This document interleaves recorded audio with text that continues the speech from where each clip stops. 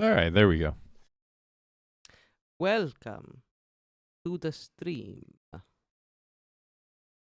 You're gonna have to like put on makeup like they do in like newsrooms, just caked on, I know, because I am like a weird. or at least get a tan. I am What? so tan. Are you kidding me? Get tanner. No, what? I cannot possibly be more tan. Have you seen the contrast between my tan and the rest of? Like, nah. This, I am a washed out, blotchy, something is what I am right now. I know. For once, I look more tan than you. It's crazy. This was your plan the entire time to make. I don't even know what. A vampire. You're welcome. I mean, I do prefer. It's called immersion. I do prefer the nighttime to the daytime.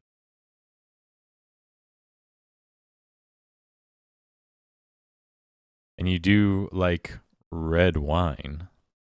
I do. Yeah. But Vampire. I like white too.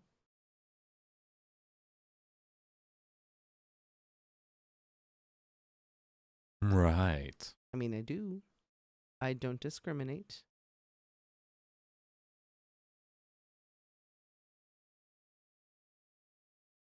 This is going to be really interesting when it switches to the other scene. Because it's just going to be your face. Oh, I know. And everyone's just going to be looking at my weird, whited out, blotchy. The lighting is very interesting. Don't look, just listen to the words and the voices and the story. Do not look upon my face. Okay, everyone. Just, you know. Right. Right. So what was the last thing that it was?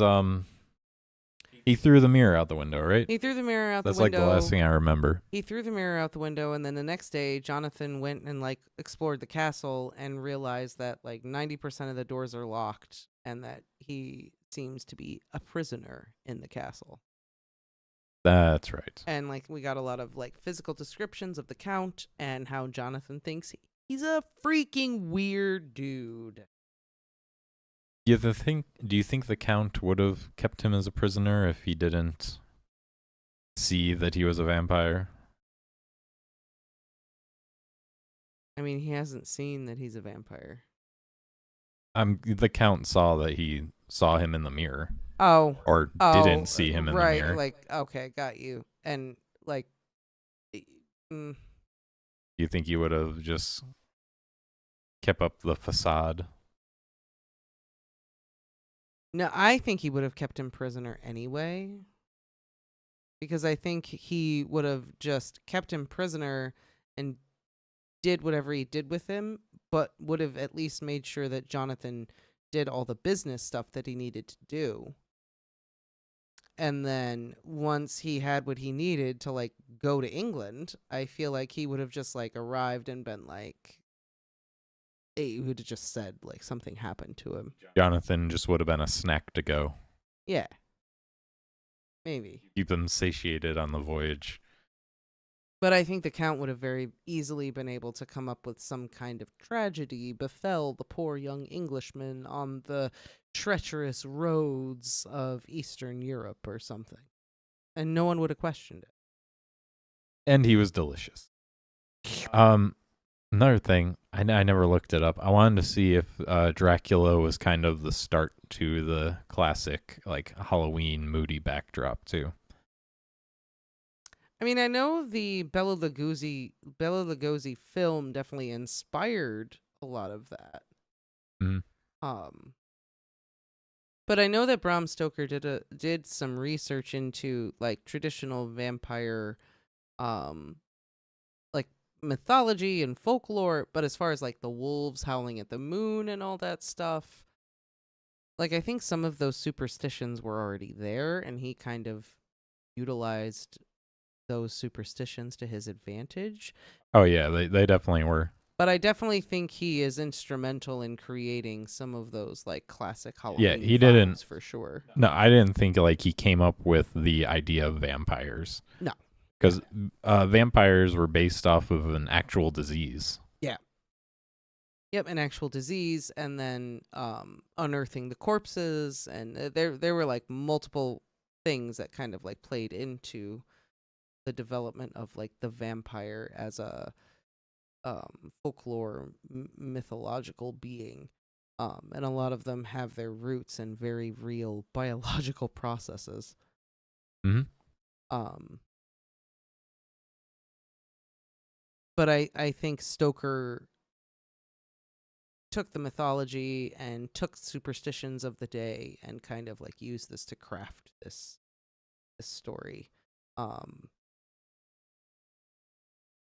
I think it's hard with Dracula because you look at the like the book, and you can talk about the book and um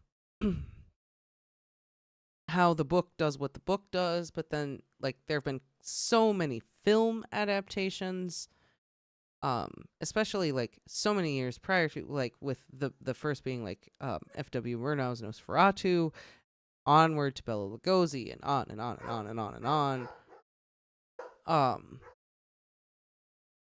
to where the As someone who has watched like has read the book and watched a lot of Dracula movies, which movie do you think is like the most faithful? oh, that's so hard because oh man, that's so hard because some of them I'll split it into two categories. Number one, best. Number two, most faithful. Can be the same one, but maybe someone had a good spin on things. it's really hard because when you break down like great Dracula films that are actually like based on the novel, um all of them do different things very well. So it's almost like not one or the other is necessarily like the most faithful adaptation, because some of them do certain things very faithfully and then other ones do other things very faithfully. So you just got to watch all of them. I mean, there are definitely good ones and bad ones and controversial ones and this and that. Like the Hammer films, the Christopher Lee Dracula films, if anyone is familiar with those, like there's a slew of them. So they're not all like obviously based on the singular novel, but there's like Dracula, and then there's like the Wives of Dracula, and blah blah blah, and there's like all these movies with Christopher Lee as Dracula, and Peter Cushing I think plays Van Helsing. And they're not like, obviously they take kind of like Dracula and then they kind of expound on this like whole like thing. So they're not necessarily faithful to the novel, but the spirit of who Dracula is and what his deal is and how he does things, like Christopher Lee's portrayal embodies the character very well. Like he's kind of who I think of as like the like closer to being like the book version of Dracula. But then like the Bela Lugosi Dracula kind of hits the major beats of the story and is a classic in its own right for several reasons. So it does like hit on some of these like major like spark note, I guess, of the whole story. But what you're saying is there's no one movie that really stuck to the script. I don't think so. I don't Truly. think there's like one movie that really stuck to the script, because then like you have the early 90s Francis Ford Coppola Dracula with Keanu Reeves, Winona Ryder, Gary Oldman. That movie posits that Dracula is actually Vlad the Impaler. Which is like well, yeah, that was like what it was. Dracula was based off of, wasn't it? Because there were like rumors that he bathed in the blood of people, or that was true. Elizabeth Bathory bathed in the blood of maidens. That's a true crime. We're not going to go in the true crime direction. We're not going to do that. But in and of itself, in the story, it is not like explicit that Dracula is Vlad the Impaler. Dracula is based off of like the nobleman, to which like Vlad the Impaler belonged to. But it's not like a 1-to-1 comparison. And then Coppola decides to like, let's just do it. But there are elements of that film that are very accurate to the book.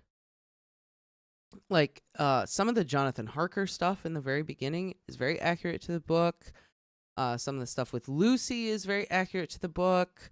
You know, they have Arthur, they have Quincy, they have all the essential players. You know, Anthony Hopkins plays Van Helsing. You got some really stellar actors in this story.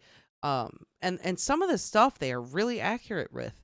Like I said in the last stream, where they have Dracula, his first appearance is like as this like old creepy man. And Gary Oldman, I think, is actually a great Dracula. I think he does a great job.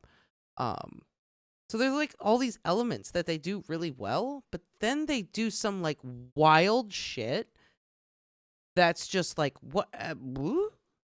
Excuse me? So it just like, I have like a love-hate relationship with that movie. I really also like Nosferatu, but not necessarily as like a faithful adaptation, but just like as a vampire movie. I love Nosferatu. It's so good.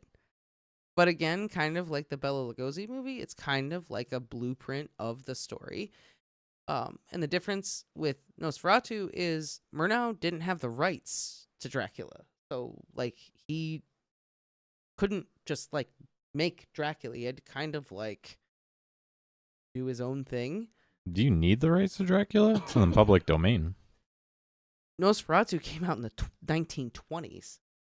Dracula wouldn't have been in the public domain at that point. Was it that? Yeah, Really? it was that short. I thought it was like the 60s or 70s. No, well, the original Nosferatu came out in like the 1920s. They did another Nosferatu in the 60s. That's like a different movie. Okay, yeah, that's why I'm confused. The original came out in the 20s. And I believe Bram Stoker's widow was still alive at that point, and she wouldn't give him the rights. Ah, gotcha. So he was like, well, I still want to make this movie, blah, blah, blah. And then, like, to go even further into it, there is another movie. Oh my God, what is it called?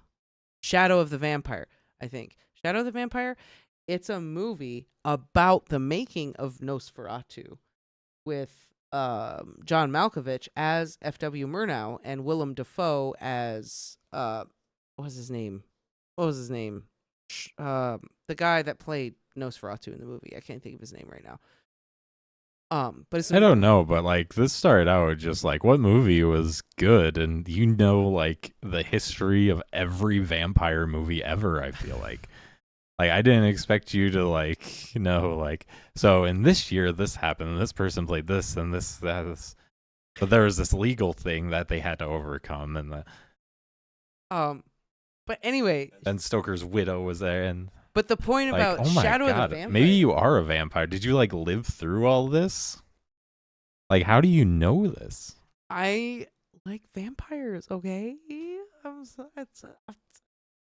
I mean, no judgment. Just, vampires? I like real vampires. I just realized I, like, asked a question that was, like, a quick, like, 30-second answer, and you've been talking for, like, 5 minutes. I'm sorry. Nothing wrong with it. Just...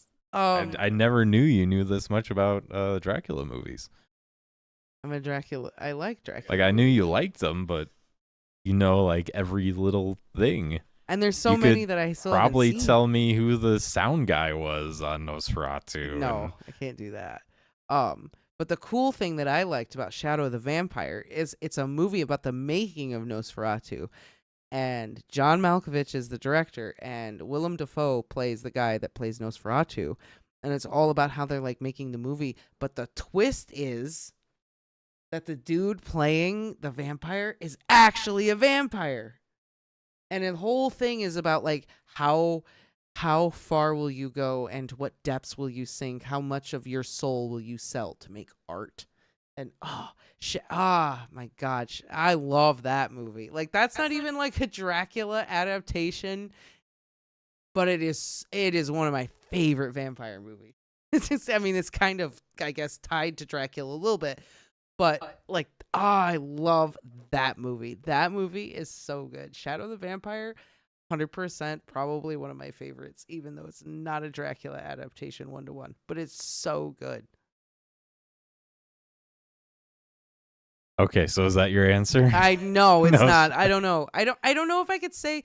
I would say I don't think that there is a best adaptation of the novel, because different ones do different things really well. So like it would behoove me to say like the Bela Lugosi Dracula is really good. It is. It's really good. It hits like the big beats really well. Bela Lugosi is amazing, even though he kind of really was the start of the young, sexy Dracula versus like the creep in the book. And the Bram Stoker Dracula kind of does some other things really faithfully. Like, it's kind of cheesy and kind of corny, and like Keanu Reeves is terrible in this movie. But I still like it, even with everything that's wrong. Keanu Reeves is a national treasure. He is a national treasure, but he is not good in this movie. And some of the visual effects are really terrible. But there are some elements that really are just so true to the book. But then there are other things that are so way out of left field that are so not in the book. So it's really hard to kind of pick a true, most faithful adaptation. But there are some like really good ones out there. Like, so it's open. So it's open. If anyone's a director out there, make a truthful adaptation. Yeah, like actually do a faithful 1-to-1 adaptation of Dracula. Hey, Alistair, long time no see indeed. Yeah, for real, man. Welcome. You have been MIA for a hot minute. We've been good, though. How you been? Hello, Melanie. Thank you for popping in. We'll be around for a little bit, so hope to see you soon. Yep. Are you ready to jump in? Yeah, we can jump in. You know, you haven't already dried out your throat from explaining the difference between every Dracula movie ever made. I didn't even mention Dracula 3000. Oh my god, that just sounds awful. It's bad. It's so bad. But maybe now I'm thinking like Dracula versus Terminator. But now maybe you kind of understand why. Oh my god, I didn't even talk about Love at First Bite. Let's read.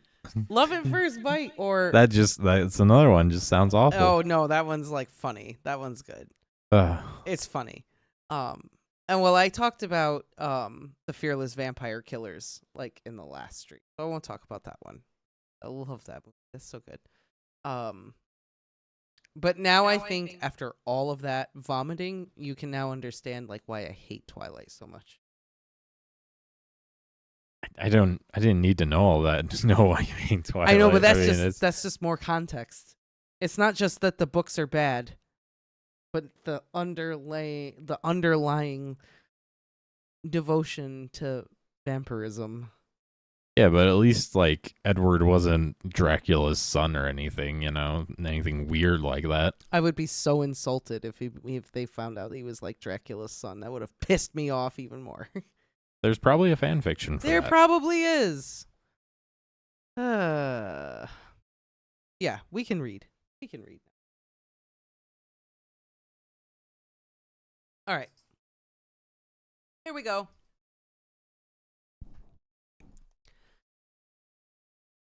I feel like when I'm reading, I like squint because of the light. Sorry if I look like I'm squinting. Just listen, don't watch my face. I don't know why you look so white tonight. I don't know. Lexatron looks white tonight. I don't know. Whatever. The further we get into this, the paler you'll get, the longer your teeth are going to grow. All right, I'll shut up now. The more awake I'll be in the nighttime. All right. Chapter 3. Jonathan Harker's Journal. Continued. When I found that I was a prisoner, a sort of wild feeling came over me. I rushed up and down the stairs, trying every door and peering out of every window I could find, but after a little the conviction of my helplessness overpowered all other feelings. When I look back after a few hours, I think I must have been mad for the time, for I behaved much as a rat does in a trap. When, however, the conviction had come to me that I was helpless, I sat down quietly as I have ever done anything in my life, and began to think over what was best to be done. I am thinking still, and as yet have come to no definite conclusion. Of one thing only I am certain, that it is no use making my ideas known to the Count. He knows well that I am imprisoned, as he has done it himself, and has doubtless his own motives for it. He would only deceive me if I trusted him fully with the facts. So as far as I can see, my only plan will be to keep my knowledge and my fears to myself, and my eyes open. I am, I know, either being deceived, like a baby, by my own fears, or else I am in desperate straits, and if the latter be so, I need, and shall need, all my brains to get through. I had hardly come to this conclusion when I heard the great door below shut and knew that the Count had returned. He did not come at once into the library, so I went cautiously to my own room and found him making the bed. This was odd, but only confirmed what I had all along thought, that there were no servants in the house. When later I saw him through the chink of the hinges of the door laying the table in the dining room, I was assured of it, for if he does himself all these menial offices, surely it is proof that there is no one else to do them. This gave me a fright, for if there was no one else in the castle, it must have been the Count himself who was the driver of the coach that brought me here.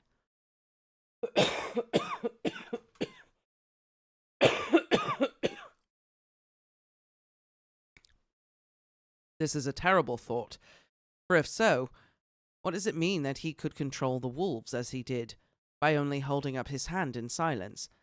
How was it that all the people at Bistris and on the coach had some terrible fear for me?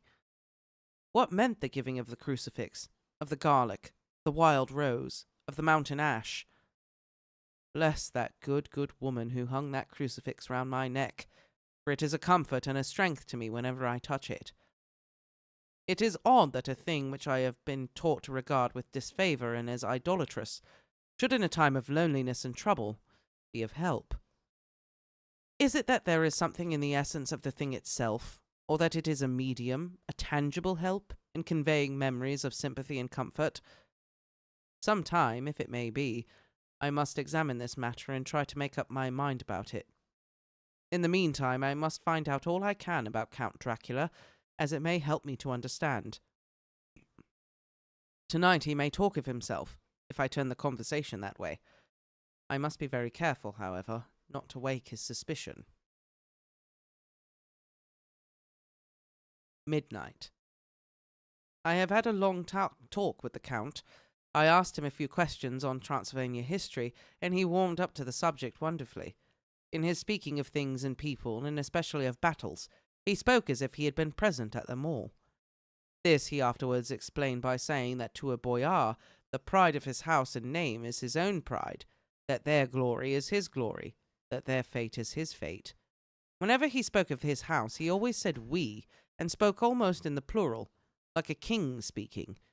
I wish I could put down all he said exactly as he said it, but to me it was most fascinating. It seemed to have in it a whole history of the country. He grew excited as he spoke, and walked about the room, pulling his great white moustache, and grasping anything on which he laid his hands, as though he would crush it by main strength. One thing he said, which I shall put down as nearly as I can, for it tells in its way the story of his race.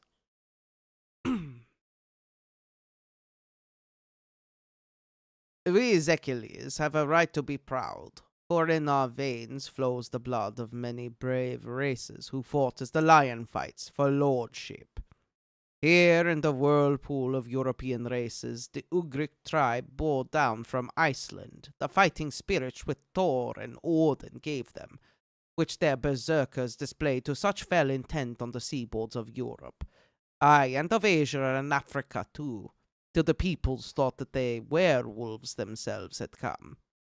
Here too, when they came, they found the Huns, whose warlike fury had swept the earth like a living flame, till the dying peoples held that in their veins ran the blood of those old witches who, expelled from Scythia, had mated with the devils in the desert. Fools! Fools! What devil or what witch was ever so great as Attila, whose blood is in these veins? He held up his arms.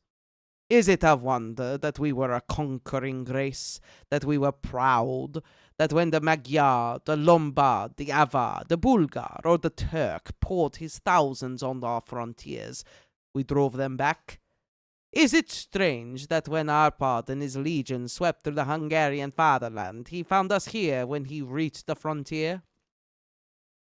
That the Honfonglagas was completed there, and when the Hungarian flood swept eastward, the Zekilis were claimed as kindred by the victorious Magyars, and to us for centuries was trusted the guarding of the frontier of Turkey land?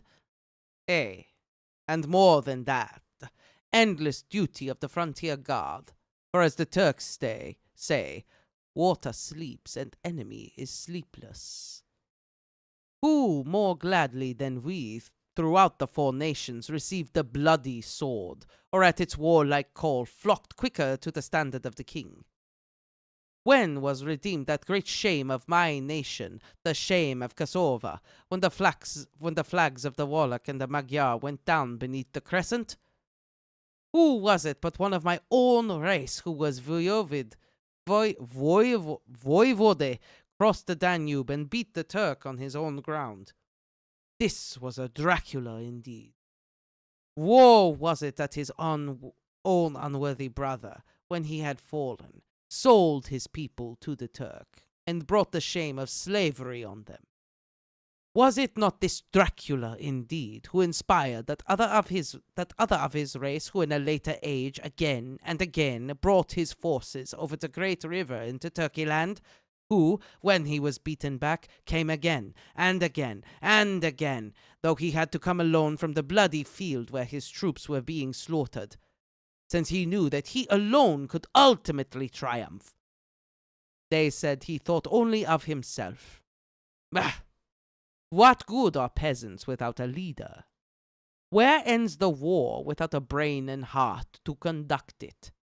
Again, when, after the Battle of Mohacs, we threw off the Hungarian yoke, we of the Dracula blood were amongst their leaders, for our spirit could not brook that we were not free.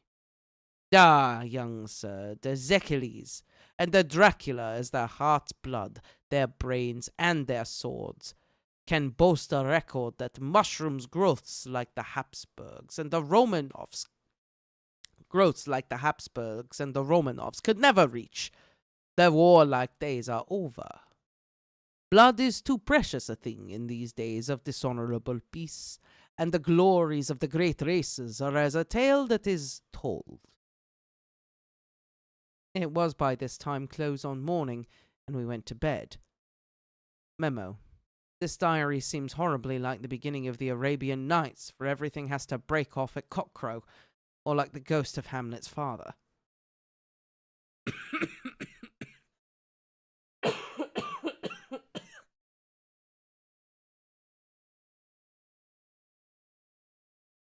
12th of May.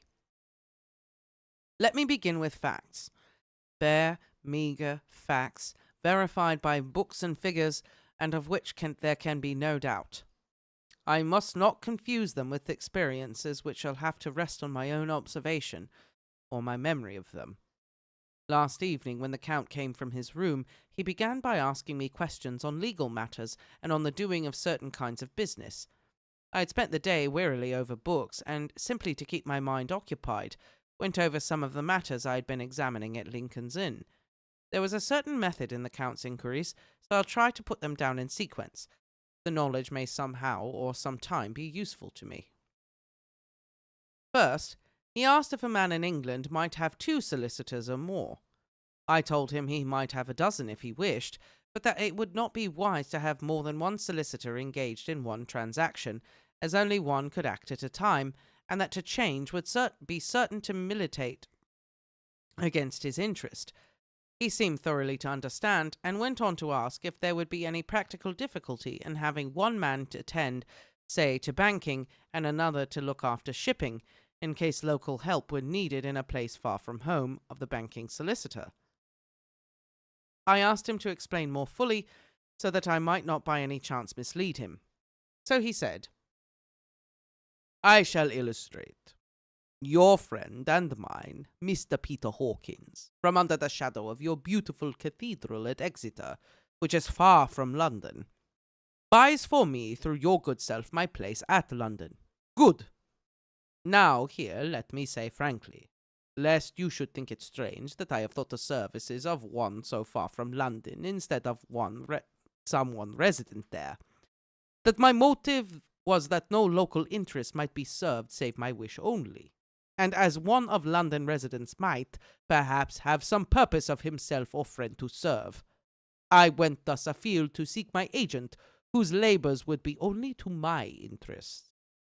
Now, suppose I, who have much of affairs, wish to ship goods, say, to Newcastle, or Durham, or Harwich, or Dover. Might it not be that it could with more ease be done by consigning to one in these ports?" I answered that certainly it would be most easy, but that we solicitors had a system of agency one for the other, so that local work could be done locally on instruction from any solicitor, so that the client, simply placing himself in the hands of one man, could have his wishes carried out by him without further trouble. "But," said he, "I could be at liberty to direct myself. Is it not so?" "Of course," I replied, "and such is often done by men of business who do not like the whole of their affairs to be known by any one person." "Good," he said, and then went on to ask about the means of making consignments and the forms to be gone through, and of all sorts of difficulties which might arise, but by forethought could be guarded against. I explained all these to him to the best of my ability, and he certainly left me under the impression that he would have made a wonderful solicitor, for there was nothing that he did not think of or foresee. For a man who was never in the country, and who did not evidently do much in the way of business, his knowledge and acumen were wonderful. When he had satisfied himself on these points of which he had spoken, and I had verified all as well as I could by the books available, he suddenly stood up and said, "Have you written since your first letter to your friend Peter Hawkins, or to any other?" It was with some bitterness in my heart that I answered that I had not, that as yet I had not seen any opportunity of sending letters to anybody. "Then write now, my young friend," he said, laying a heavy hand on my shoulder. "Write to our friend and to any other, and say, if it will please you, that you shall stay with me until a month from now." "Do you wish me to stay so long?" I asked, for my heart grew cold at the thought. "I desire it much. Nay, I will take no refusal. When your master, employer, what you will, engaged that someone should come on his behalf, it was understood that my needs only were to be consulted. I have not stinted. Is it not so?" What could I do but bow acceptance? It was Mr. Hawkins' interest, not mine, and I had to think of him, not myself. And besides, while Count Dracula was speaking, there was that in his eyes and in his bearing which made me remember that I was a prisoner, and that if I wished it, I could have no choice. The Count saw his victory in my bow, and his mastery in the trouble of my face, for he began at once to use them, but in his own smooth, resistless way. "I pray you, my good young friend, that you will not discourse of things other than the business in your letters. It will doubtless please your friends to know that you are well, and that you look forward to going home to them. Is it not so?" As he spoke, he handed me 3 sheets of notepaper and 3 envelopes. They were all of the thinnest foreign post, and looking at them, then at him, and noticing his quiet smile, with the sharp canine teeth laying over the red underlip, I understood, as well as if he had spoken, that I should be careful what I wrote, for he should be able to read it. So I determined to write only formal notes now, but to write fully to Mr. Hawkins in secret, and also to Mina, for to her I could write in shorthand, which would puzzle the Count, if he did see it. When I had written my 2 letters, I sat quiet, reading a book, whilst the Count wrote several notes, referring as he wrote them to some books on his table. Then he stood up. Then he took up my 2 and placed them with his own, and put by his writing materials, after which, the instant the door closed behind him, I leaned over and looked at the letters, which were face down on the table. I felt no compunction in doing so, for under the circumstances I felt that I should protect myself in every way I could. One of the letters was directed to Samuel F. Billington, No. 7, The Crescent, Whitby. Another to Herr Leutner, Varna. The third was to Coutts & Co., London, and the fourth to Harren Klopstock and Billruth, bankers, Budapest. The second and fourth were unsealed. I was just about to look at them when I saw the door handle move. I sank back in my seat, having had just enough time to replace the letters as they had been, and to resume my book before the Count, holding still another letter in his hand, entered the room. He took up the letters on the table and stamped them carefully, and then turning to me said, "I trust you will forgive me, but I have much work to do in private this evening. You will, I hope, find all things as you wish." At the door he turned, and after a moment's pause he said, "Let me advise you, my dear young friend. Nay, let me warn you with all seriousness, that should you leave these rooms, you will not by any chance go to sleep in any other part of the castle. It is old and has many memories, and there are bad dreams for those who sleep unwisely. Be warned.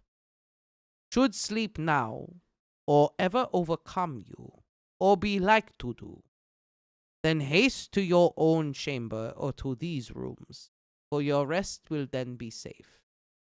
But if you be not careful in this respect, then—" He finished his speech in a gruesome way, for he motioned with his hands as if he were washing them. I quite understood. My only doubt was as to whether any dream could be more terrible than the unnatural, horrible net of gloom and mystery which seemed closing round me.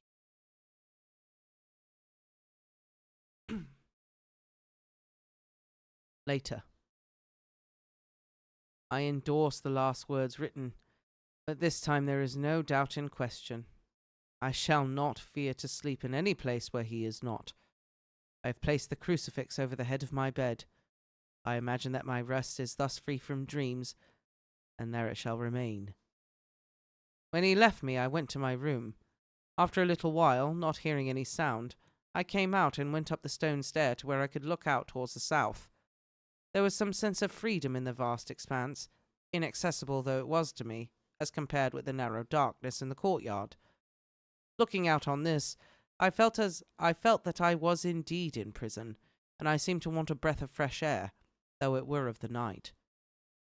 I am beginning to feel this nocturnal existence tell on me. It is destroying my nerve. I start at my own shadow, and am full of all sorts of horrible imaginings. God knows there is ground for my terrible fear in this accursed place. I looked out over the beautiful expanse, bathed in soft yellow moonlight, till it was almost as light as day. In the soft light the distant hills became melted, and the shadows in the valleys and gorges of velvety blackness. The mere beauty seemed to cheer me. There was peace and comfort in every breath I drew.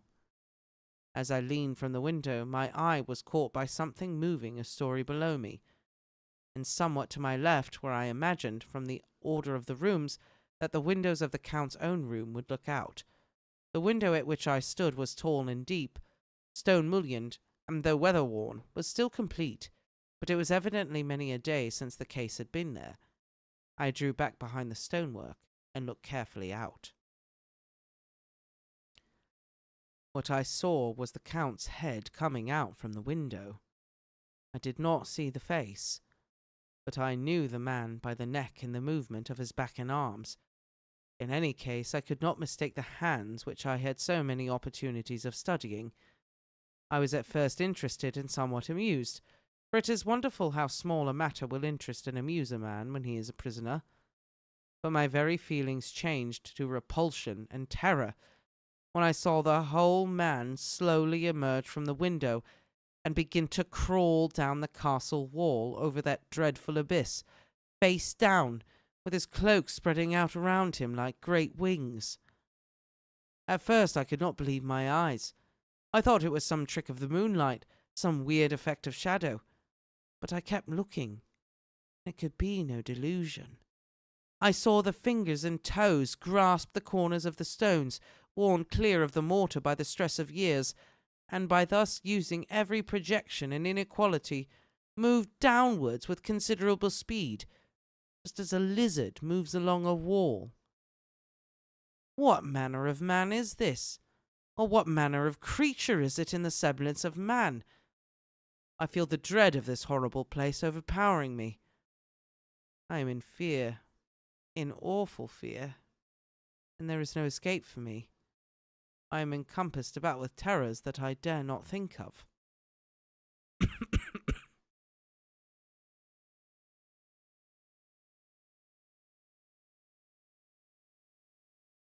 15th of May. Once more I have seen the Count go out in his lizard fashion. He moved downwards in a sidelong way, some 100 feet down, and a good deal to the left. He vanished into some hole or window. When his head had disappeared, I tried to lean out and see more, but without avail. The distance was too great to allow a proper angle of sight. I knew he had left the castle now, and thought to use the opportunity to explore more than I had dared to do as yet.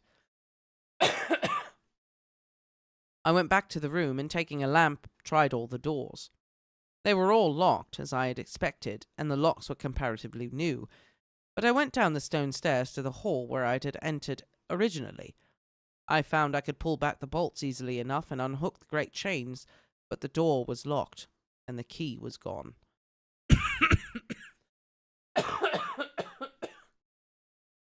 The key must be in the Count's room.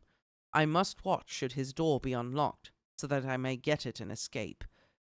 I went on to make a thorough examination of the various stairs and passages, and to try the doors that opened from them. 1 or 2 small rooms near the hall were open, but there was nothing to see in them except old furniture, dusty with age and moth-eaten. At last, however, I found one door at the top of the stairway, which, though it seemed to be locked, gave a little under pressure. I tried it harder and found that it was not really locked, but that the resistance came from the fact that the hinges had fallen somewhat, and the heavy door rested on the floor. Here was an opportunity which I might not have again, so I exerted myself, and with many efforts forced it back so I could enter. I was now in a wing of the castle further to the right than the rooms I knew, and a story lower down. From the windows I could see that the suite of rooms lay along the south of the castle, the windows of the end room looking out both west and south. On the latter side, as well as to the former, there was the great precipice. The castle was built on the corner of a great rock, so that on 3 sides it was quite impregnable, and great windows were placed here where sling or bow or culverin could not reach, and consequently light and comfort, impossible to a position which had to be guarded, were secured. To the west was a great valley, and then, rising far away, great jagged mountain fastnesses, rising peak on peak, the sheer rock studded with mountain ash and thorn, whose roots clung in cracks and crevices and crannies of the stone.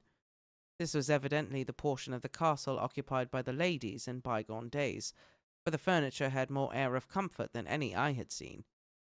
The windows were curtainless, and the yellow moonlight, flooding in through the diamond panes, enabled one to see even colours, whilst it softened the wealth of dust which lay over and disguised in some measure the ravages of time and the moth.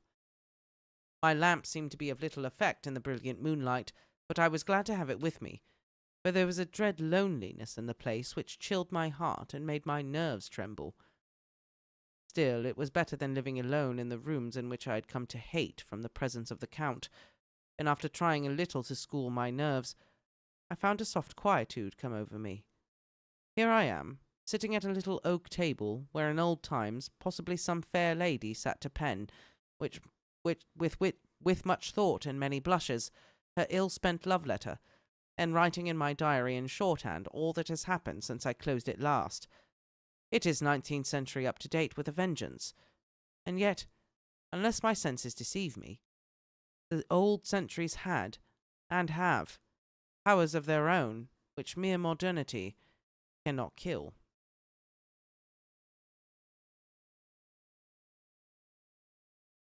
Later, the morning of 16th of May. God preserve my sanity, for to this I am reduced. Safety and the assurance of safety are things of the past.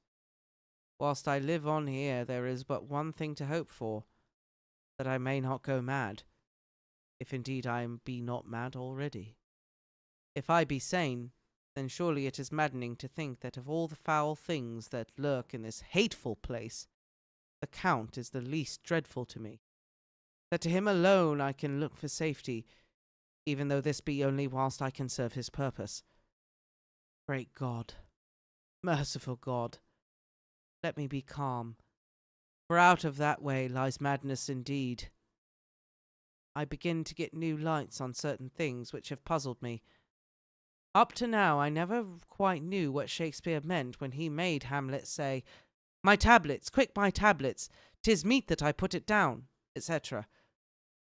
For now, feeling as though my own brain were unhinged, or as if the shock had come which must end in its undoing, I turned to my diary for repose. The habit of entering accurately must help soothe me. The Count's mysterious warning frightened me at the time. It frightens me now more when I think of it, for in future he has a fearful hold upon me. I shall fear no doubt what he might say. When I had written in my diary and had fortunately replaced the book and pen in my pocket, I felt sleepy. The Count's warning came into my mind, but I took pleasure in disobeying it. The sense of sleep was upon me, and with it the obstinacy which sleep brings as outrider. The soft moonlight soothed, and the wide expanse without gave a sense of freedom which refreshed me. I determined not to return tonight to the gloom-haunted rooms, but to sleep here, where of old ladies had sat and sung and lived sweet lives whilst their gentle breasts were sad for their menfolk away in the midst of remorseless wars. I drew a great couch out of its place near the corner, so that as I lay I could look up at the lovely view of east and south, and, unthinking of and uncaring for the dust, composed myself for sleep. I suppose I must have fallen asleep. I hope so, but I fear, for all that followed was startlingly real, so real that now sitting here in the broad full sunlight of the morning, I cannot in the least believe that it was all sleep.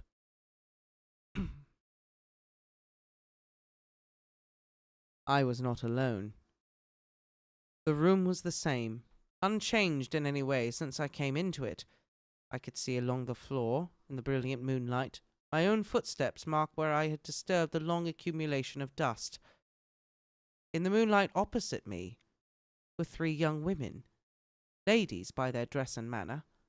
I thought at the time that I must be dreaming when I saw them, for, though the moonlight was behind them, they drew no shadow on the floor. They came close to me and looked at me for some time, and then whispered together. 2 were dark and had high aquiline noses like the Count, and great dark piercing eyes that seemed to be almost red when contrasted with the pale yellow moon. The other was fair as can be, with great wavy masses of golden hair and eyes like pale sapphires. I somehow seemed to know her face, and to know it in connection with some dreamy fear, but I could not recollect at the moment how or where. All 3 had brilliant white teeth that shone like pearls against the ruby of their voluptuous lips. There was something about them that made me uneasy, some longing, and at the same time some deadly fear. I felt in my heart a wicked burning desire that they would kiss me with those red lips. It is not good to note this down, lest some day it should meet Mina's eyes and cause her pain, but it is the truth. They whispered together, and then they all three laughed, such a silvery, musical laugh, but as hard as though the sound could never have come through the softness of human lips. It was like the intolerable tingling sweetness of water glasses when played by a cunning hand. The fair girl shook her head coquettishly, and the other two urged her on. One said, "Go on. You are first, and we shall follow. Yours is the right to begin." The other added, "He is young and strong. There are kisses for us all." I lay quiet, looking out under my eyelashes in an agony of delightful anticipation. The fair girl advanced and bent over me till I could feel the movement of her breath upon me. Sweet it was in one sense, honey-sweet, and sent the same tingling through the nerves as her voice, but with a bitter underlying the sweet, a bitter offensiveness, as one smells in blood. I was afraid to raise my eyelids, but looked out and saw perfectly under the lashes. The girl went on her knees and bent over me, simply gloating.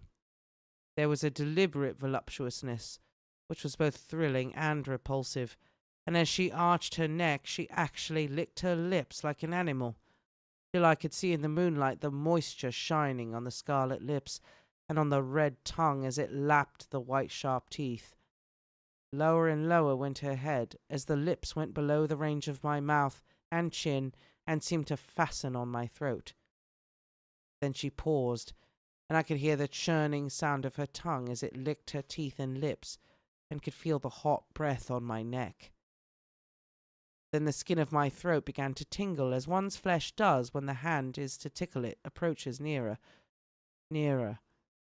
I could feel the soft, shivering touch of the lips on the super-sensitive skin of my throat, and the hard dents of two sharp teeth, just touching and pausing there. I closed my eyes in languorous ecstasy and waited with beating heart.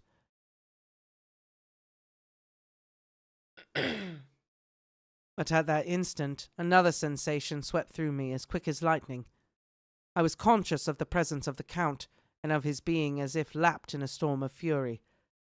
As my eyes opened involuntarily, I saw his strong hand grasp the slender neck of the fair woman, and with giant's power draw it back. The blue eyes transformed with fury, the white teeth champing with rage, and the fair cheeks blazing red with passion. But the Count! Never did I imagine such wrath and fury, even to the demons of the pit. His eyes were positively blazing. The red light in them was lurid, as if the flames of hellfire blazed behind them. His face was deathly pale, and the lines of it were hard like drawn wires. The thick eyebrows that met over the nose now seemed like a heaving bar of white-hot metal. With a fierce sweep of his arm, he hurled the woman from him, and then motioned to the others, as though he were beating them back. It was the same imperious gesture that I had seen used to the wolves. In a voice which, though low and almost in a whisper, seemed to cut through the air and then ring around the room, he said, "How dare you touch him, any of you? How dare you cast your eyes on him when I had forbidden it? Back, I tell you all. This man belongs to me. Beware how you meddle with him, or you'll have to deal with me." The fair girl, with a laugh of ribald coquetry, turned to answer him. "You yourself never loved. You never love." On this the other women joined, and such a mirthless, hard, soulless laughter rang throughout the room that it almost made me faint to hear. It seemed like the pleasure of fiends. Then the Count turned, after looking at my face attentively, and said in a soft whisper, Yes, I too can love. You yourselves can tell it from the past. Is it not so? Well, now I promise you that when I am done with him, you shall kiss him at your will. Now go, go. I must awaken him, for there is work to be done. Are we to have nothing tonight? Said one of them, with a low laugh, as she pointed to the bag which he had thrown on the floor, and which moved as though there was something living within it. Baranzari nodded his head. One of the women jumped forward and opened it. If my ears did not deceive me, there was a gasp and a low wail, as of a half-smothered child. The women closed round whilst I was aghast with horror, but as I looked they disappeared, and with them the dreadful bag. There was no door near them, and they could not have passed me without my noticing. They simply seemed to fade into the rays of the moonlight and pass out through the window, for I could see outside the dim, shadowy forms for a moment before they faded away entirely. Then the horror overcame me, and I sank down unconscious.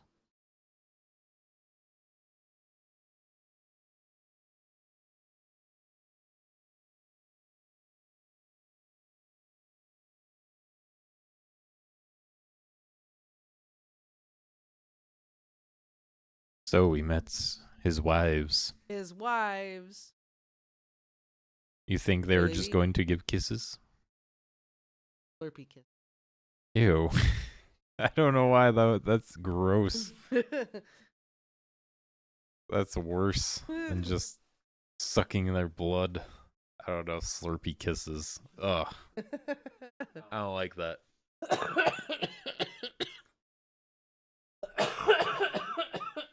I don't know why I'm coughing so much. I don't know. COVID? I don't know, but I have to pee real quick. Okay. All that cough.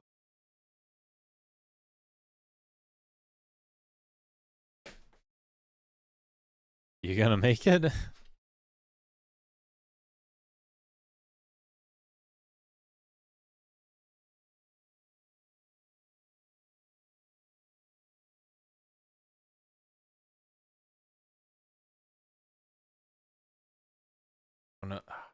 Slurpee kisses. Gross. I'm going to slurp your blood.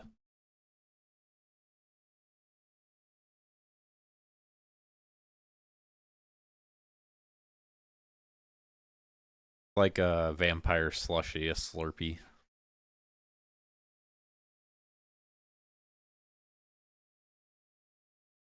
A blood slushy, Yeah. a blurry, a blushy, Well, I was gonna say, I think there is already a blurry. a McBlurry. I think that's already a thing. No, it's McFlurry. I thought there was like a blurry. They did like a blue raspberry thing. Someone did. It was like a blurry. I don't know. I'm just. Okay. It sounds familiar to me. They definitely ate Either a way. kid. Oh yeah, 100%. That was a baby. Yeah. Child. Tender. People veal. Innocent blood. People veal. Yep. Yeah, that's So yeah, they're almost as bad as the Count. kind of going back to when we were talking about like the adaptations and stuff. You ever seen a Dracula movie where Dracula crawls down the building like I can't think of one. I also haven't seen a lot of movies. so? The Dracula movies. Bram Stoker's Dracula actually does do that scene. Does do the scene with the women, Oh, he does. except he does it a little bit. They do it a little bit differently in that kind of is like doing this weird. Like they actually do start sucking his blood and stuff. Oh, they get a little taste. Well, and everyone's also naked. Hey, sex sells. I mean, this They is say. very like I sexy in and of itself. The voluptuousness, the red lips, the hot breath, the licking the lips, the blah blah blah. And this is very much like well, yeah, like that's another like vampires are supposed to have like the power of seduction stuff. They put you under a trance. But no, I can't remember if can't remember if it's said in like the how much I've read of it, but they don't turn to bats in this, right? I don't remember. But I like the description that his cloak fell over him like wings. mm-hmm. A little foreshadowing, maybe. Yeah, that was good. I also like this bit where the one wife was like, "You don't love, you never loved," and he's like, yes I can, yes I do. No, there's like so much implied backstory. Yes, I can love. Mm. You can just kind of picture that he is like fallen in love with and seduced each one of these women at whatever point. Yep. And of course, the one that Jonathan wants is the blonde, blue-eyed girl, Mm-hmm. because of course, what we want, right? It was the times. It's What still can the you say? times. It's still the times. It's I don't know. I'm just saying. Seemed to me like he wanted all of them. I She mean, just got it first. she did. She just had first pick. That's true. Love at first bite. Yep. Love at first bite. Well, one-way street here. So what do you think of Jonathan's? Predicament Yeah. sucks. Like, what else can you say? Like, yeah, it sucks.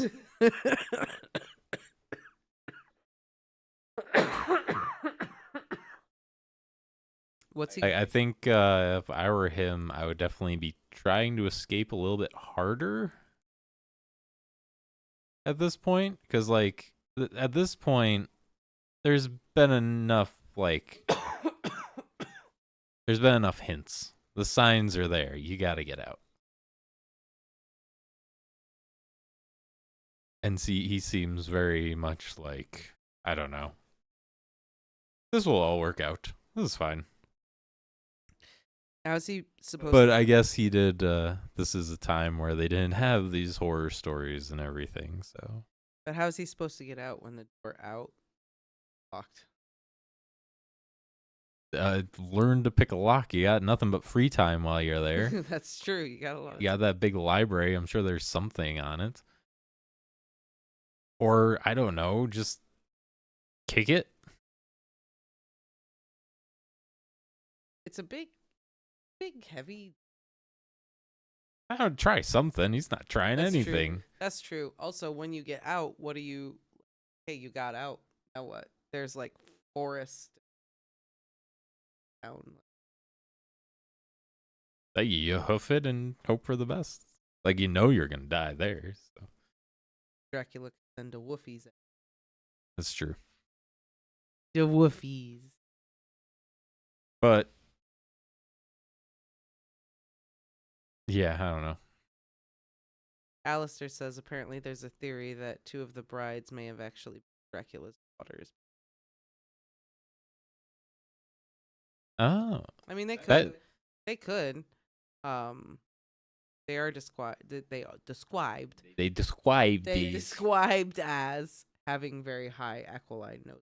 Well, I mean, it's possible. We don't know.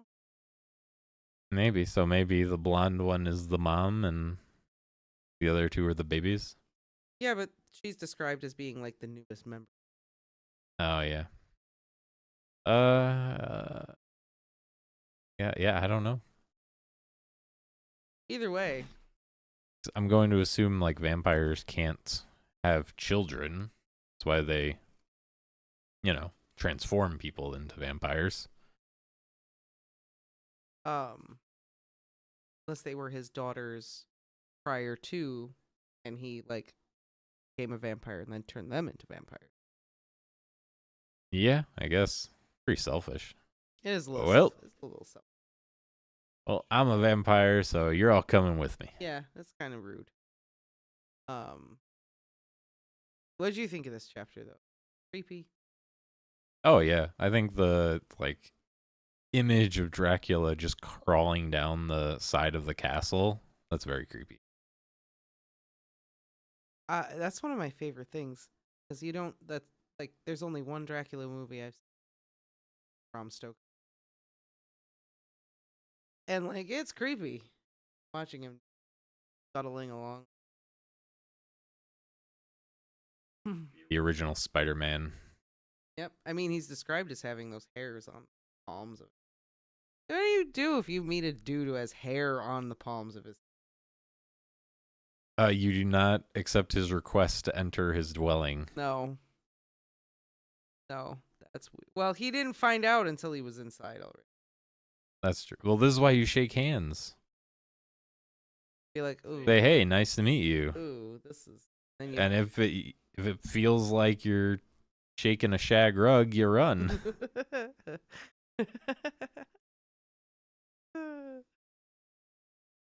These opening chapters are some of. These are the bits that I from the book. There's other bits too that I remember pretty well, but like.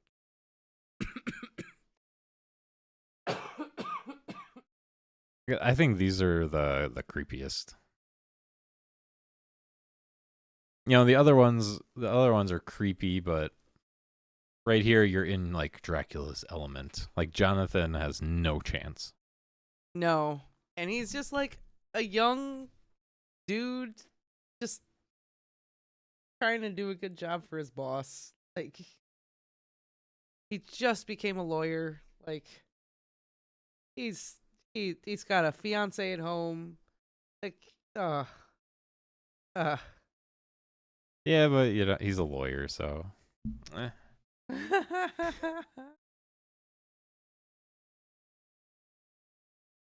I mean, sure. Some vampires do have children, like the vampires in the Underworld movies. Yeah. Fair. That is true. I guess it just depends on what you want your vampires to do. There's options. There's choices. You can have vampires reproduce or vampires that, you know, just change people. I always thought that's how it was. I didn't think, like, you know. Traditionally, in the sense. Or Twilight. Twilight, they can have babies. Yeah. Yeah. Traditionally, in the sense, it's you turn other people. You don't have children. But in my universe, there's both. Oh, okay. Your story, yeah. And it causes issues. I bet. That's weird. Why is it weird? I don't know. It's like a vampire, human. That's weird. No. You gotta be Vampires one or have the other. no. Vampires have babies with. Oh, okay. I guess that's okay. And then some vampires have the lineage of like I was born, blah blah blah. And then there's other ones who have been turned. They're a little less than the other. Oh, I see. You're either pure blood vampire. I don't know. The dirty blood something. I don't know. Transfused. Transfused. That's actually not terrible. You're welcome. A lot of things percolating in the brain right. Maybe I won't even use that. I might throw it out. That's an idea I had. Yeah,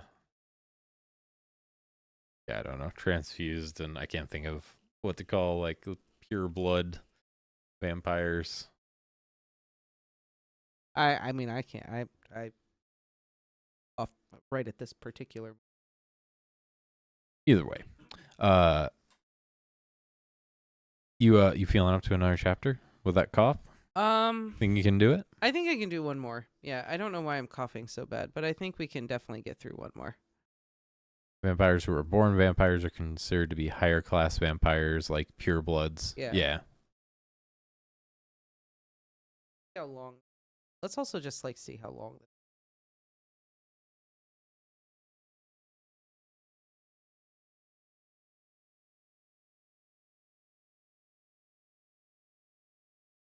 It's a long one. But it sucks because chapter 5 is actually pretty short. But maybe when we stream tomorrow, we can read more. You know, maybe we can like 3 or something. Baby vampires have a binky that looks like a thumb, but it's actually like a person's thumb. I have so many ideas. I don't want to talk about it on the stream though because I'm like, I just write it. I have so many ideas.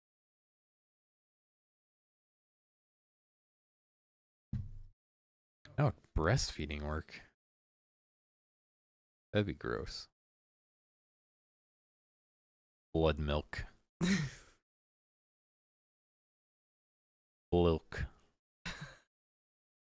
Well, maybe they don't feed from the booby. They just like the baby just. I'm just picturing them all having nipples on their wrist now. And that is disturbing. No, there's no nipples. Babies are born with the teeth to do the thing already. They just. Ripples. No. Yep, that's how it is now. No. Yep. Wrist nipples. The thing. What is this live stream?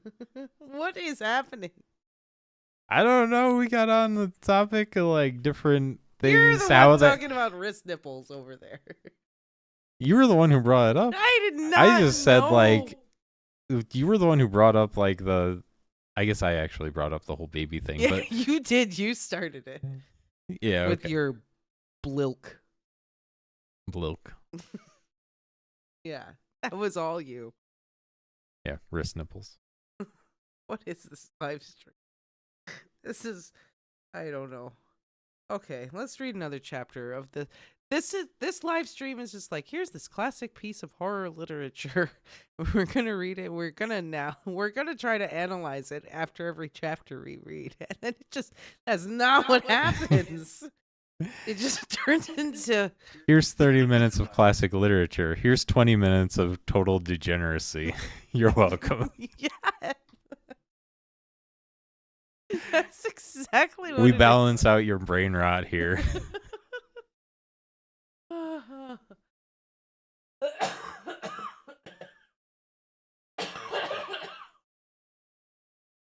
I'm dying. You're turning into a vampire. You're pale. Coughing a lot. Quick. You have nipples growing on your wrists. Oh. Okay. We're going to read the next chapter of classic novel. Oh, what is your opinion on the vampires from the Underworld movies? I'm not really into it. Oh, yeah, I wasn't huge on them either. That's a blunt answer. I'm very sorry. That was very blunt. I'm not trying to be rude, but like... I didn't hate them, but... No, I didn't hate them, but it really, like... It wasn't my vibe. It wasn't my flavor of vampire. Like, they were not my... You know the vampires I really liked? They were just not my... I'm going to just tell you, Alistair, this is like a whole new thing that we are coming into with the reading of this book on this live stream. I'm really picky about vampire stuff.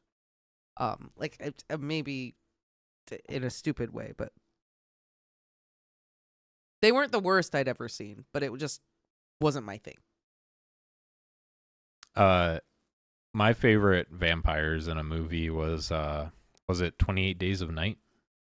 20 Days Later, maybe? Maybe 20 Days Later. Oh, I gotta look it up. Well, there's two. There's 28 Days Later, but then there's another one. There's a couple of movies. I think I know. Yeah. I think I know what you're talking. I thought it was like 20 Days of Night or something. Or maybe, but maybe you and I are thinking of like two different things. Maybe. It was a movie that came out like a while ago, when we were in like middle school, I think.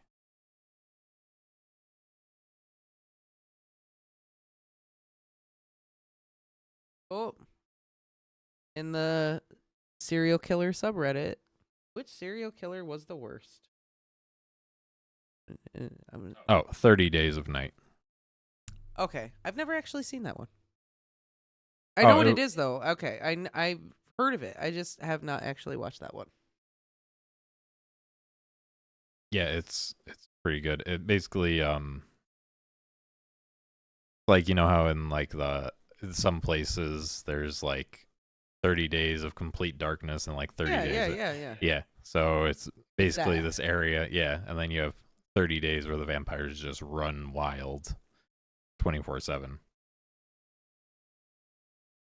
But if you haven't seen it, I'm not gonna say anything else because I think you should watch it. No, considering you're such a vampire buff. I know, which is like I've heard of this movie and I've never watched it. You would think I would have probably watched that. Okay, it was Alaska. Yeah, Alaskan town. I couldn't remember if it was like Alaska or Norway or something. But...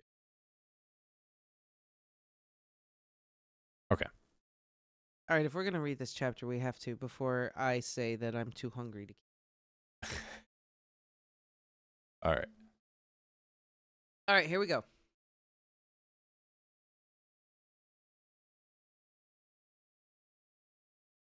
I gotta fix this so it doesn't like switch it back to the default every time. Are we ready?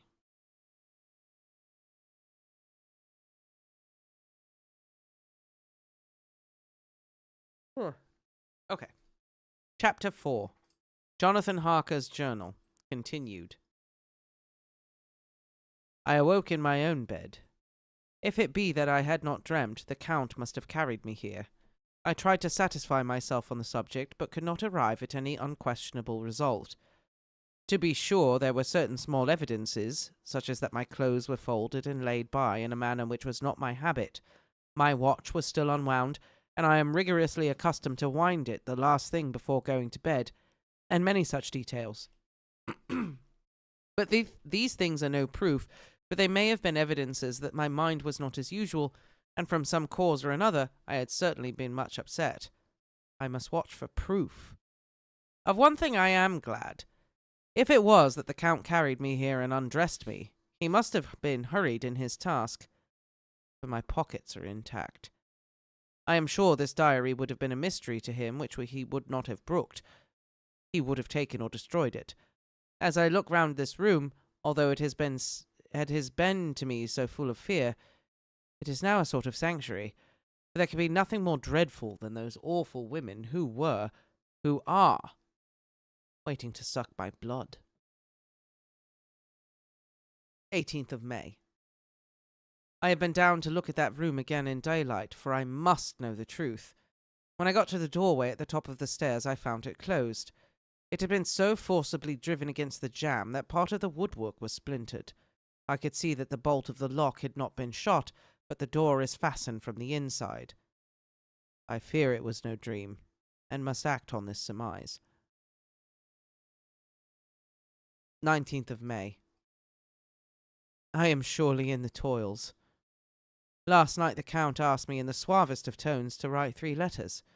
One saying that my work here was nearly done, and that I should start from home within a few days. Another that I was starting on the next morning from the time of the letter, and the third that I had left the castle and arrived at Bistris.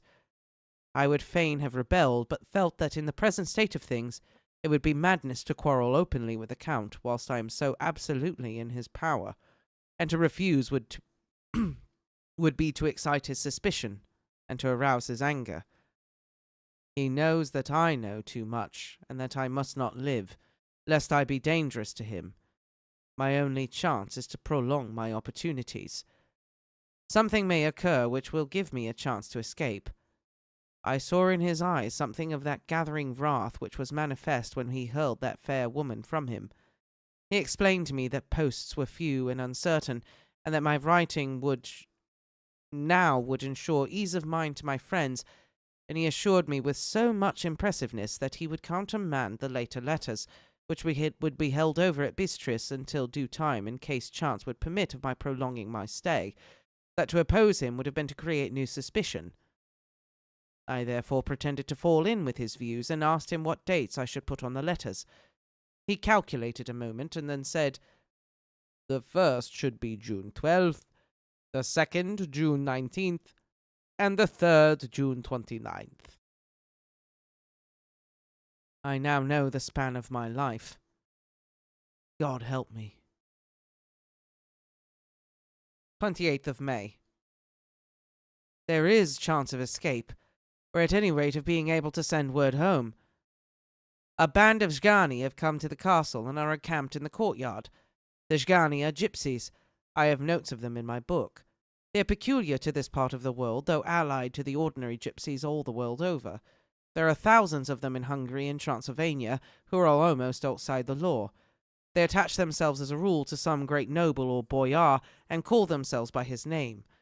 They are fearless and without religion, save superstition, and they talk only in their own varieties of the Romani tongue. I shall write some letters home, and shall try to get them to have them posted. I have already spoken with them through my window to begin acquaintanceship. They took their hats off and made obsequience and many signs, which, however, I could not understand any more than I could spoken language. I have written the letters. Mina's is in shorthand, and I simply asked with Mr. Hawkins to communicate with her. To her I have explained my situation, but without the horrors which I may only surmise. It would only shock and frighten her to death were I to expose my heart to her. Should the letters not carry, then the Count shall not yet know my secret or the extent of my knowledge. I have given the letters. I threw them through the bars of my window with a gold piece, and made what signs I could to have them posted. The man that took them pressed them to his heart and bowed, and then put them in his cap. I could do no more. I stole back to the study and began to read. As the Count did not come in, I have written here. The Count has come. He sat down beside me and said in his smoothest voice as he opened 2 letters, "The Zhgani have given me these, of which, though I know not whence they come, I shall, of course, take care. See," he must have looked at it, "one is from you and to my friend Peter Hawkins. The other—" Here he caught sight of the strange symbols as he opened the envelope, and the dark look came into his face, and his eyes blazed wickedly. "The other is a vile thing, an outrage upon friendship and hospitality. It is not signed. Well, so it cannot matter to us." And he calmly held the letter and envelope in the flame of the lamp till they were consumed. Then he went on. "The letter to Hawkins, that I shall, of course, send on, since it is yours. Your letters are sacred to me. Your pardon, my friend, that unknowingly I did break the seal. Will you not cover it again?"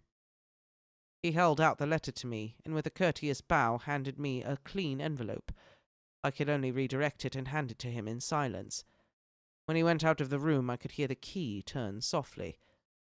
A minute later I went over and tried it, and the door was locked. When, an hour or 2 after, the Count came quietly into the room, his coming awakened me, for I had gone to sleep on the sofa.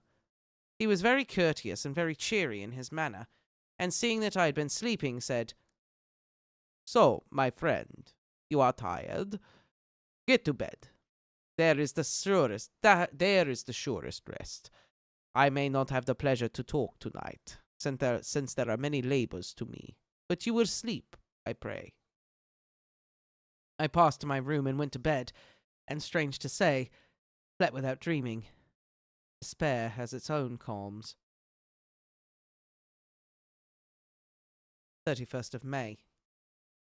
This morning when I woke, I thought I would provide myself with some paper and envelopes from my bag and keep them in my pocket, so that I might write in case I should get an opportunity. But again a surprise. Again a shock. Every scrap of paper was gone, and with it all my notes, my memoranda relating to railway and travel, my letter of credit. In fact, all that might be useful to me once I were outside the castle. I sat and pondered a while, and then some thought occurred to me, and I made search of my portmanteau in the wardrobe where I had placed my clothes. The suit in which I had travelled was gone, and also my overcoat and rug. I could find no trace of them anywhere. This looked like some new scheme of villainy.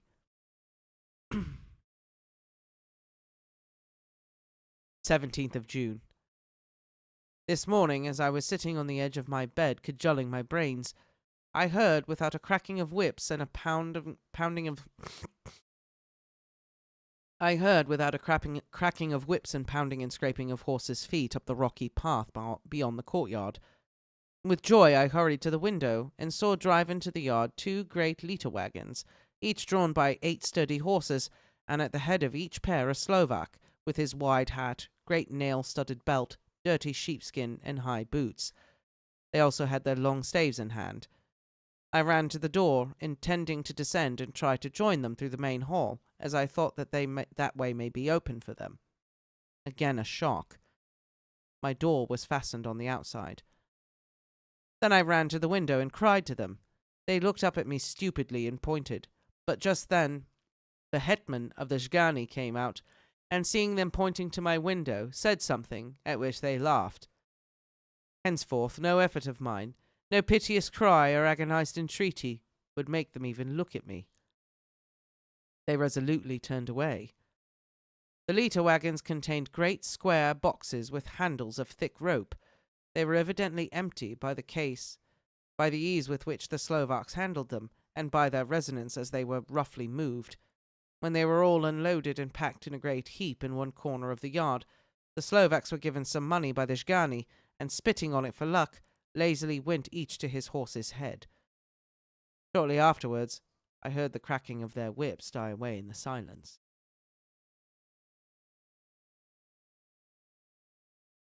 24th of June, before morning.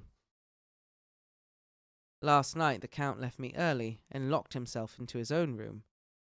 As soon as I dared, I ran up the winding stair and looked out the window, which opened south.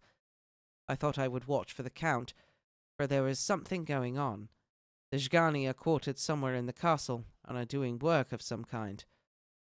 I know it, for now and then I hear a far-away muffled sound as of mattock and spade, and whatever it is, it must be the end of some ruthless villainy. I had been at the window somewhat less than half an hour, when I saw something coming out of the Count's window. I drew back and watched carefully, and saw the whole man emerge. It was a new shock to me to find that he had on the suit of clothes which I had worn whilst travelling here, and slung over his shoulder the terrible bag which I had seen the women take away. There could be no doubt as to his quest, and in my garb too. This, then, is his new scheme of evil, that he will allow others to see me, as they think, so that he may both leave evidence that I have been in the towns and villages posting my own letters, and that any wickedness which he shall do by the local people shall be attributed to me. It makes me rage to think that this can go on, and whilst I am shut up here, a veritable prisoner, but without that protection of the law which is even a criminal's right and consolation. I thought I would watch for the Count's return, and for a long time sat doggedly at the window. Then I began to notice that there were some quaint little specks floating in the rays of the moonlight. They were like the tiniest grains of dust, and they whirled round and gathered in clusters in a nebulous sort of way. I watched them with a sense of soothing, and a sort of calm stole over me. I leaned back in the embrasure in a more comfortable position, so that I might enjoy more fully the aerial gaboling. Something made me start up, a low, piteous howling of dogs somewhere far below in the valley, which was hidden from my sight. Louder it seemed to ring in my ears, and the floating motes of dust to take new shapes to the sound as they danced in the moonlight. I felt myself struggling to awake to some call of my instincts. Nay, my very soul was struggling, and my half-remembered sensibilities were striving to answer the call. I was becoming hypnotized. Quicker and quicker danced the dust. The moonbeams seemed to quiver as they went by me into the mass of gloom beyond. More and more they gathered till they seemed to take dim phantom shapes. And then I started, broad awake and in full possession of my senses, and ran screaming from the place. The phantom shapes, which were becoming gradually materialized from the moonbeams, were those of the 3 ghostly women to whom I was doomed. I fled and felt somewhat safer in my own room, where there was no moonlight and where the lamp was burning brightly. When a couple of hours had passed, I heard something stirring in the Count's room, something like a sharp wail quickly suppressed, and then there was silence. Deep, awful silence. Chilled me. With a beating heart I tried the door, but I was locked in my prison and could do nothing. I sat down and simply cried. As I sat, I heard a sound in the courtyard without, the agonized cry of a woman. I rushed to the window and, throwing it up, peered out between the bars. There indeed was a woman with dishevelled hair, holding her hands over her heart as one distressed with running. She was leaning against a corner of the gateway. When she saw my face at the window, she threw herself forward and shouted with a voice laden with menace, "Monster! Give me my child!" She threw herself on her knees, and raising up her hands, cried the same words in tones which wrung my heart. Then she tore her hair and beat her breast, and abandoned herself to all the violences of extravagant emotion. Finally she threw herself forward. Though I could not see her, I could hear the beating of her naked hands against the door. Somewhere high overhead, probably on the tower, I heard the voice of the Count calling in his harsh metallic whisper. His call seemed to be answered from far and wide by the howling of wolves. Before many minutes had passed, a pack of them poured, like a pent-up dam when liberated, through the wide entrance into the courtyard. There was no cry from the woman, and the howling of the wolves was but short. Before long they streamed away singly, licking their lips. I could not pity her, for I knew now what had become of her child. She was better dead. What shall I do? What can I do? How can I escape this dreadful thing of night and gloom and fear?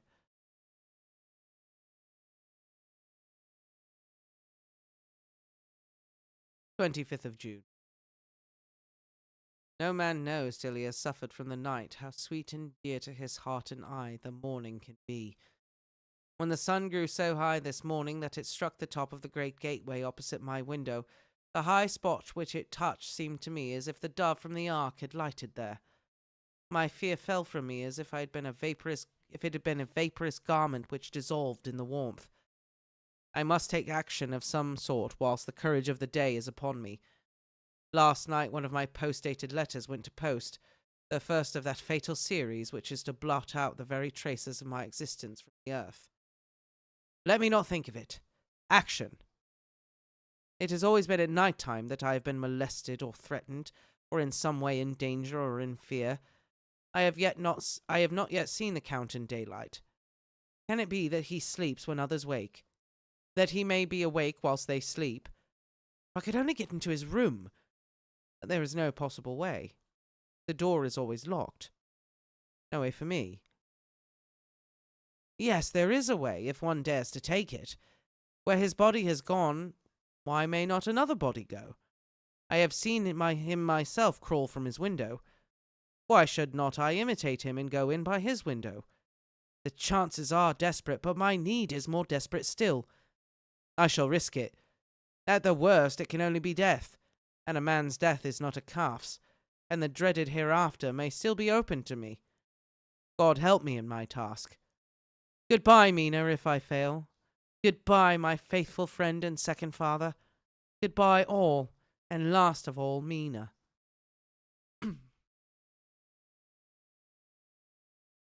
Same day, later. I have made the effort, and God helping me, have come safely back to this room. I must have put down every order in detail. I went, whilst my courage was fresh, straight out to the window on the south side, and at once got outside on the narrow ledge of stone which runs round the building on this side. The stones are big and roughly cut, and the mortar has by process of time been washed away between them. I took off my boots and ventured out in the desperate way. I looked down once so as to make sure that a sudden glimpse of the awful depth would not overcome me, but after that kept my eyes away from it. I knew pretty well the direction and distance of the Count's window, and made for it as well as I could, having regard to the opportunities available. I did not feel dizzy. I suppose I was too excited, and the time seemed ridiculously short till I found myself standing on the window-sill and trying to raise up the sash. I was filled with agitation, however, when I bent down and slid feet foremost through the window. Then I looked round for the Count, but with surprise and gladness made a discovery. The room was empty. It was barely furnished with odd things, which seemed to have never been used. The furniture was something the same style as that in the south rooms, and was covered with dust.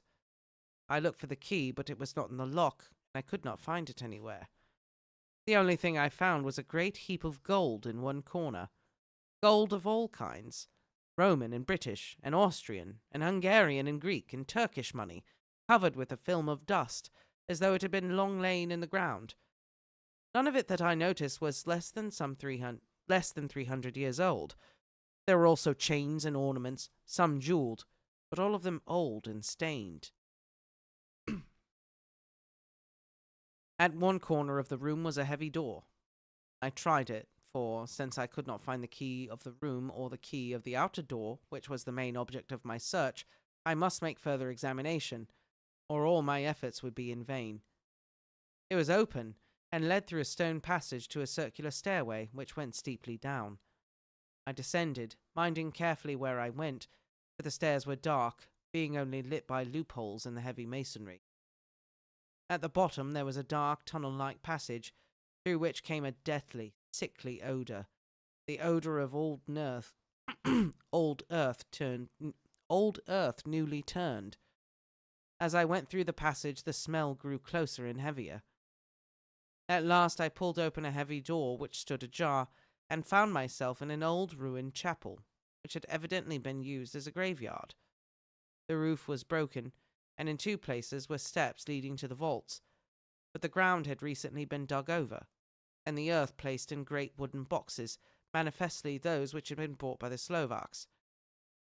There was nobody about, and I made search for any further outlet, but there was none. Then I went over every inch of the ground so as not to lose a chance. I went down even into the vaults, where the dim light struggled, although to do so was a dread to my very soul. Into two of these I went, but saw nothing except fragments of old coffins and piles of dust.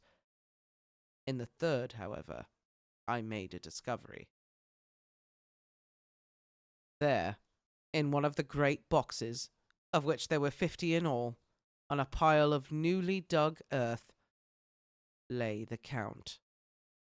He was either dead or asleep, I could not say which, for the eyes were open and stony, but without the glassiness of death, and the cheeks had the warmth of life, though all their pallor. The lips were as red as ever, but there was no sign of movement, no pulse, no breath, no beating of the heart. I bent over him and tried to find any sign of life, but in vain.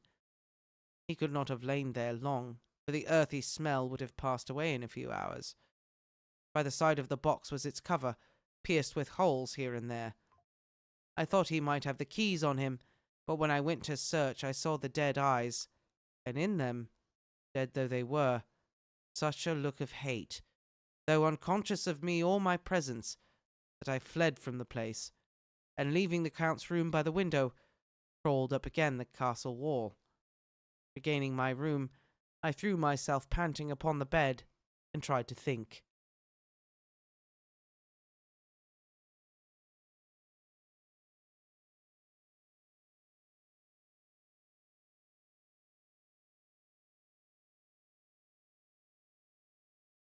I was awakened by the Count, who looked at me as grimly as a man can look, and as he said, "Tomorrow, my friend, we must part.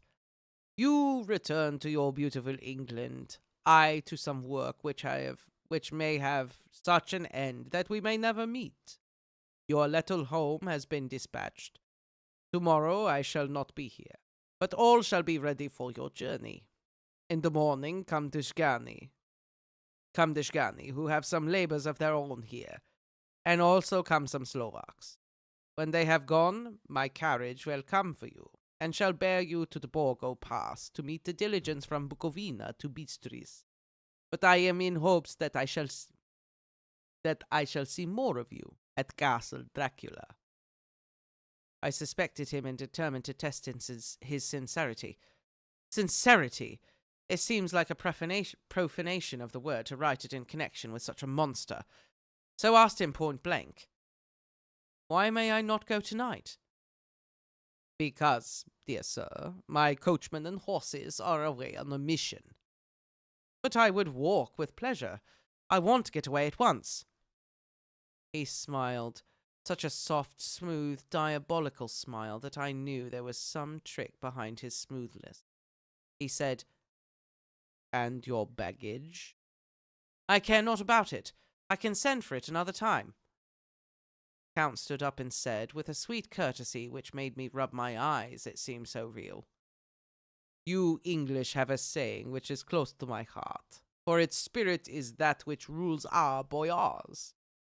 Welcome the coming, speed the parting. Come with me, my dear friend. Not an hour shall you wait in my house against your will, though sad am I at your going, and that you so suddenly desire it. Come." With a stately gravity, he, with the lamp, preceded me down the stairs and along the hall. Suddenly he stopped. "Hark!"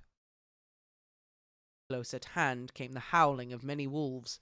It was almost as if the great sound sprang up at the rising of his hand, just as the music of a great orchestra seems to leap under the baton of the conductor. After a pause of a moment, he proceeded, in his stately way, to the door, drew back the ponderous bolts, unhooked the heavy chains, and began to draw it open. To my intense astonishment, I saw that it was unlocked. Suspiciously, I looked all round, but could see no key of any kind. As the door began to open, the howling of the wolves without grew louder and angrier, their red jaws with champing teeth, and their blunt-clawed feet as they leaped, came in through the opening door. I knew then that to struggle at the moment against the Count was useless. With such allies as these at his command, I could do nothing. But still the doors continued slowly to open, and only the Count's body stood in the gap. Suddenly it struck me that this might be the moment and means of my doom. I was to be given to the wolves, and at my own instigation. There was a diabolical wickedness in the idea, great enough for the Count, and as a last chance I cried out, "Shut the door, I shall wait until morning," and covered my face with my hands to hide my tears of bitter disappointment. With one sweep of his powerful arm, the Count drew the door shut, and the great bolts clanged and echoed throughout the hall as they shot back into their places. In silence we returned to the library, and after a moment or two I went to my own room. The last I saw of Count Dracula was his kissing his hand to me, with a red light of triumph in his eyes, and with a smile that Judas in hell might be proud of. When I was in my room and about to lie down, I thought I heard a whispering at my door. I went to it softly and listened. Unless my ears deceived me, I heard the voice at the "Back, back to your own place. Your time is not yet come. Wait, have patience. Tonight is mine. Tomorrow is yours." There was a low, sweet ripple of laughter, and in a rage I threw open the door, and saw without the three terrible women licking their lips. As I appeared, they all joined in a horrible laugh and ran away. I came back to my room and threw myself on my knees. It is then so near the end? Tomorrow? Tomorrow? Lord, help me and those to whom I am dear.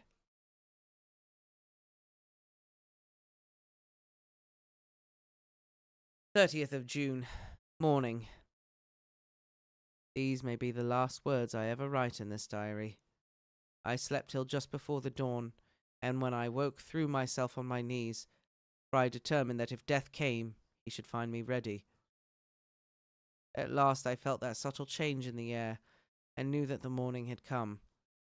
Then came the welcome cock-crow, and I felt I was safe.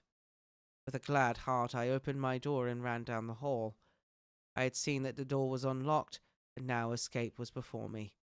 With hands that trembled with eagerness, I unhooked the chains and drew back the massive bolts. But the door would not move. Despair seized me. I pulled and pulled at the door, and shook it till, massive as it was, it rattled in its casement. I could see the bolt shot. It had been locked after I left the Count. Then a wild desire took me to obtain that key at any risk, and I determined then and there to scale the wall again and gain the Count's room. He might kill me, but death now seemed to the happier choice of evils. Without a pause, I rushed up to the east window and scrambled down the wall as before into the Count's room. It was empty, but that was as I expected. I could not see a key anywhere, but the heap of gold remained. I went through the door in the corner and down the winding stair and along the dark passage to the old chapel. I knew now well enough to where to find the monster I sought. A great box was in the same place, close against the wall, but the lid was laid on it, not fastened down, but with the nails ready in their places to be hammered home. I knew I must reach the body for the key, so I raised the lid and laid it back against the wall. And then I saw something which filled my very soul with horror. There lay the Count, but looking as if his youth had been half renewed, for the white hair and moustache were changed to dark iron grey. The cheeks were fuller, and the white skin seemed ruby red underneath. The mouth was redder than ever, for on the lips were gouts of fresh blood, which trickled from the corners of the mouth and ran over the chin and neck. Even the deep burning eyes seemed set amongst swollen flesh, for the lids and pouches underneath were bloated. It seemed as if the whole awful creature were simply gorged with blood. He lay like a filthy leech, exhausted with his repletion. I shuddered as I bent over to touch him, and every sense in me revolted at the contact. But I had to search, for I was lost. The coming night might see my own body a banquet in a similar way to these horrid three. I felt all over the body, but no sign could I find of the key. Then I stopped and looked at the Count. There was a mocking smile on the bloated face which seemed to drive me mad.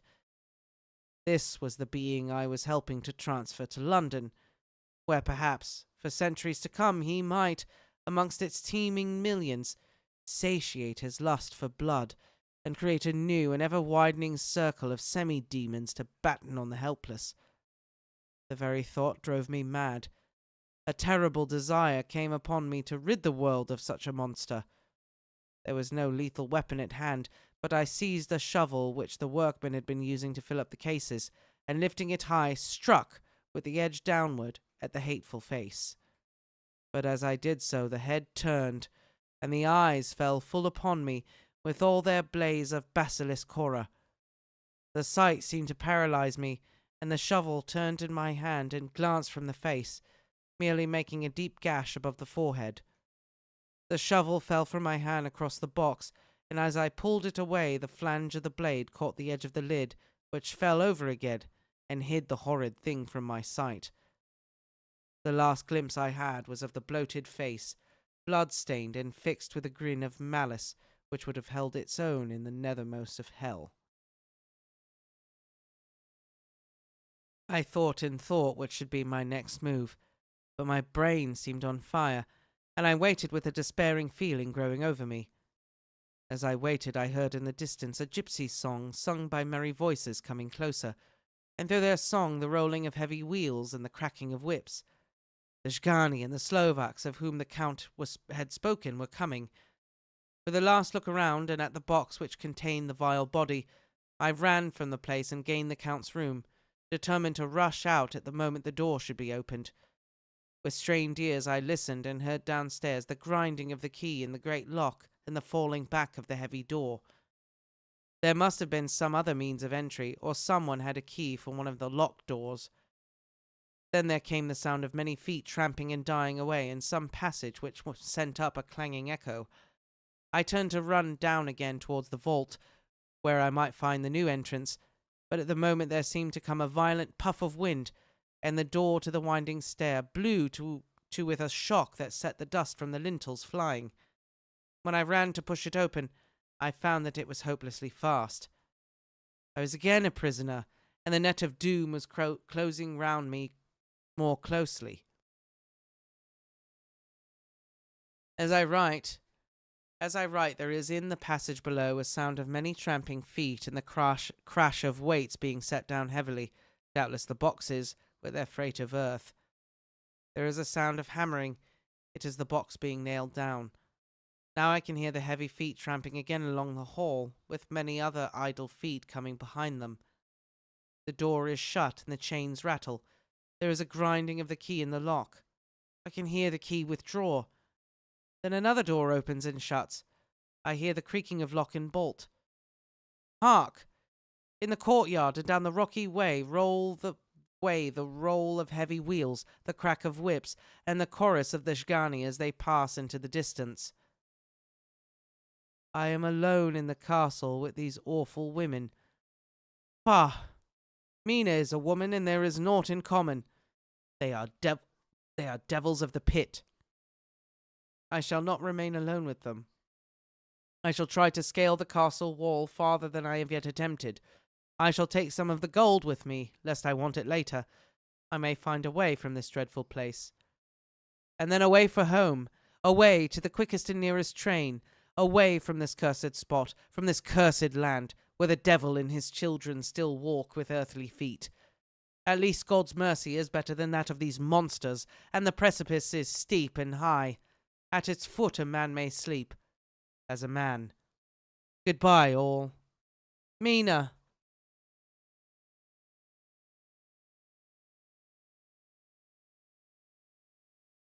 The end.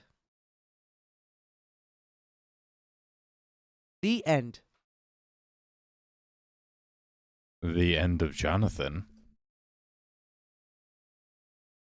I didn't realize that was the end of the chapter. Yep. Sorry. No worries. Well, there it is. Somehow I thought there were more chapters with Jonathan.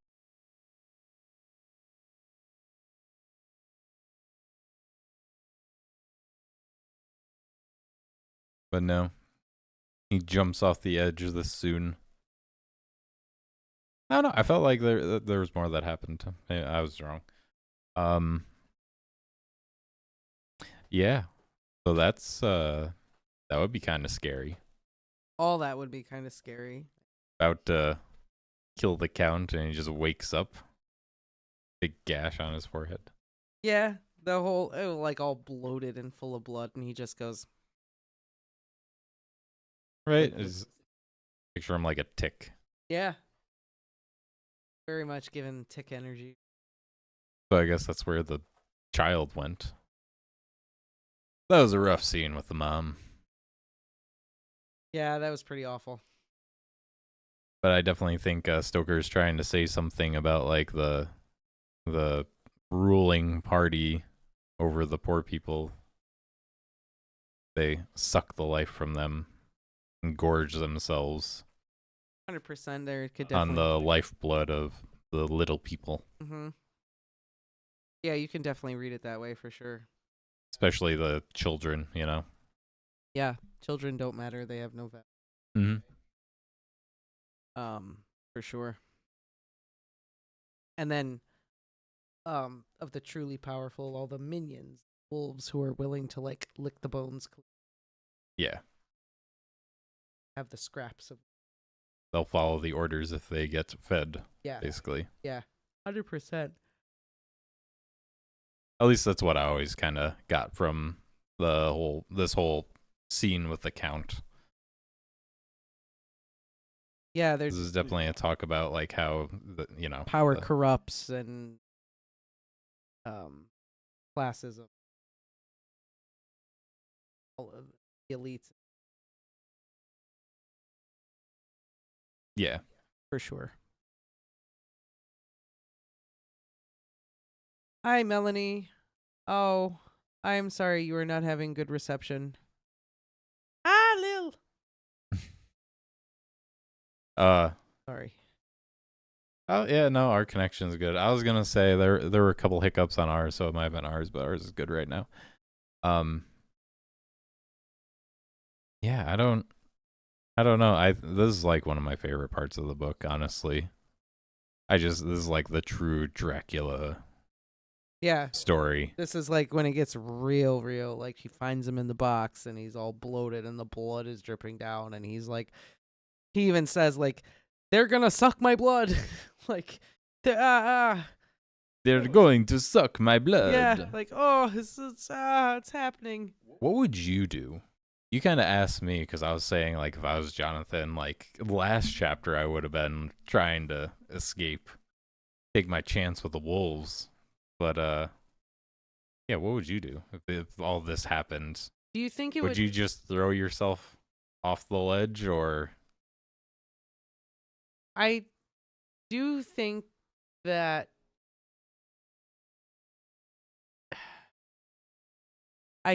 because I'm a woman, the interactions would be different. How so? I think he'd be trying to seduce me and turn me into one of his brides rather than just eat me. Oh, someone's full of themselves. Well, I mean, Dracula could be so lucky. I mean, fair enough.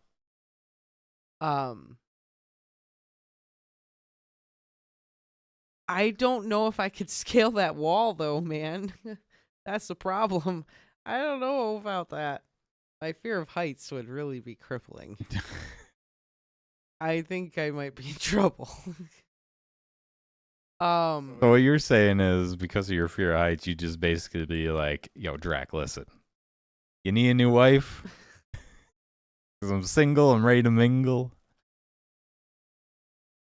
Well, like, I don't think he would. I don't know if I could climb into the wind. I don't know, though. I mean, it's life and death. I don't know. I mean, you're doing it to throw yourself off anyways. I feel like, you know, what are you afraid of at that point? Like, oh no, I'm gonna fall. I guess, you know, it could be where you fall the other way and then you, like, just break your leg and then you're just there with a bad boo-boo until the count decides he wants to have a snack.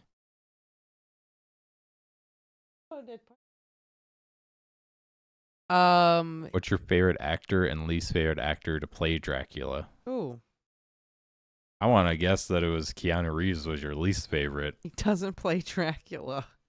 Oh, he doesn't? No. Oh, see, I could have seen Keanu Reeves as Dracula. No, I said Gary Oldman Maybe plays it's Dracula. Oh, that's right. Right. Maybe it's because there's always that joke that Keanu Reeves, yeah, he's ageless. He is a vampire. No, Keanu Reeves plays Jonathan Harker. Oh. Yeah. Oh. Yeah, I don't know about that. I was gonna, like, I could see definitely now that he's older. I think you would make a good Dracula. But Ooh, ow! I just coughed so hard. I think I made abdominal muscles cramp. Ooh. Ow.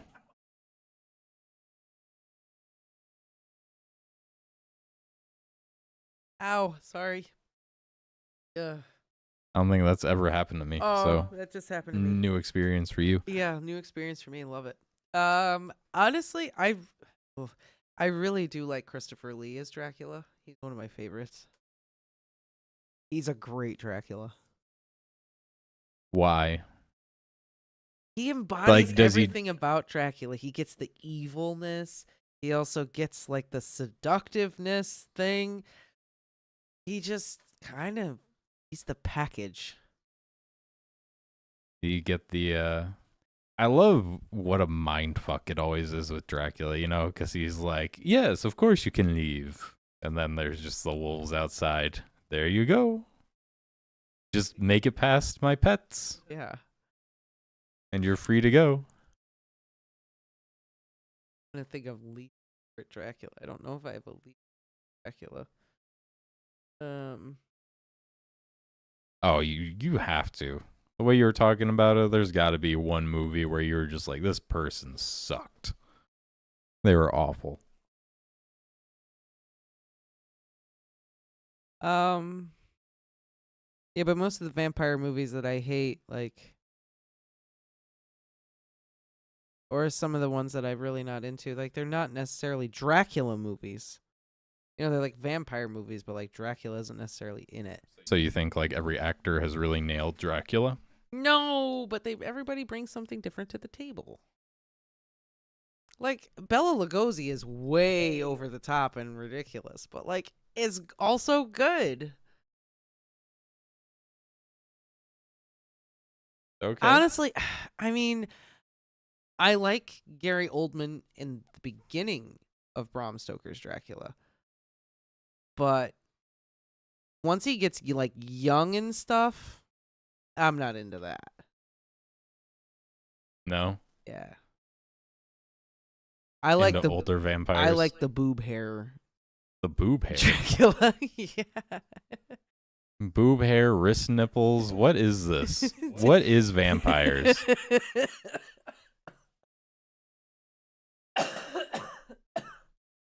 No, I really know. No, What is boob hair? Bram Stoker's Dracula, the old version of Dracula has this white hair that looks like a pair of titties sitting on the top of his head. What? What? I'm gonna find it. I'm gonna look it up right now. Yeah, you gotta look it up because I'm lost. I don't know. Okay, hang on. My favorite is Richard Roxburgh from the Van Helsing movie. My least favorite is probably Dominic Purcell from Blade Trinity. I never saw Blade Trinity. I only saw the first Blade. I never saw Blade Trinity either. In Van Helsing, he was a pretty good Dracula. Like that movie was kind of bad. I honestly forgot but about that movie. That movie was not great. So I didn't think of that movie in the context of being a Dracula film. So no, that's fair. But Richard Roxburgh was pretty good. Like he definitely tried his best. Oh, looks like the Queen of Hearts. Titty hair. That's boobs on his head. I would just say he looks like the Queen of Hearts. I wouldn't say boob head. I always thought he looked like boobs. I don't know. Maybe. They're the cameras, though, you know. It's like Magatu. Yeah. I don't know. I don't know. That's just anyway. I don't like him once he gets younger. Because in the beginning he very much is like that like creepy evil vibe. Yeah. Like but then as the movie progresses and he gets younger, he loses the magic. He gets sexy all of a sudden, but like not in that still like creepy horror way. Like I don't know. It's hard to explain. He just becomes much more of like a dark leading man rather than like gross monster. Gotcha. Masquerading as something. So, yeah. He looks like if garlic was a person.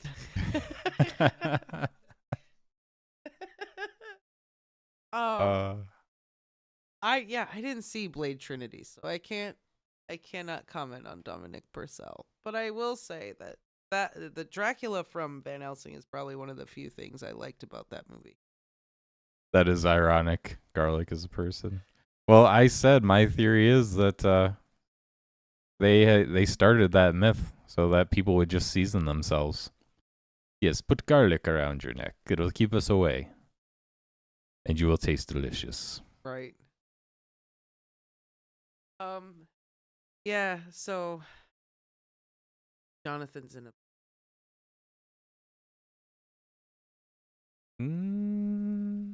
No, I think he's at the bottom of a cliff. dead. Yeah.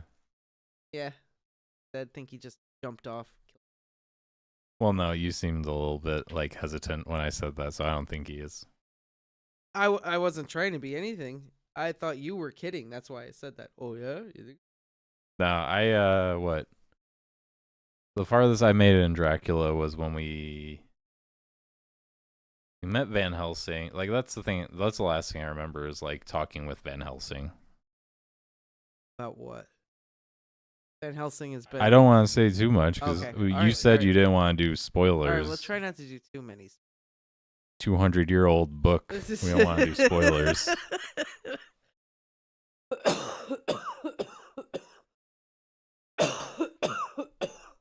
Sorry, Someone I'm coughing might- so much. I'm so Someone sorry. might have not seen one of the 50 films that were made or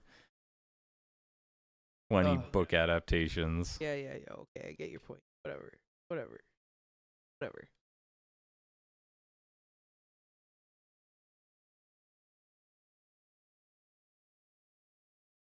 So yeah, anything else on this chapter?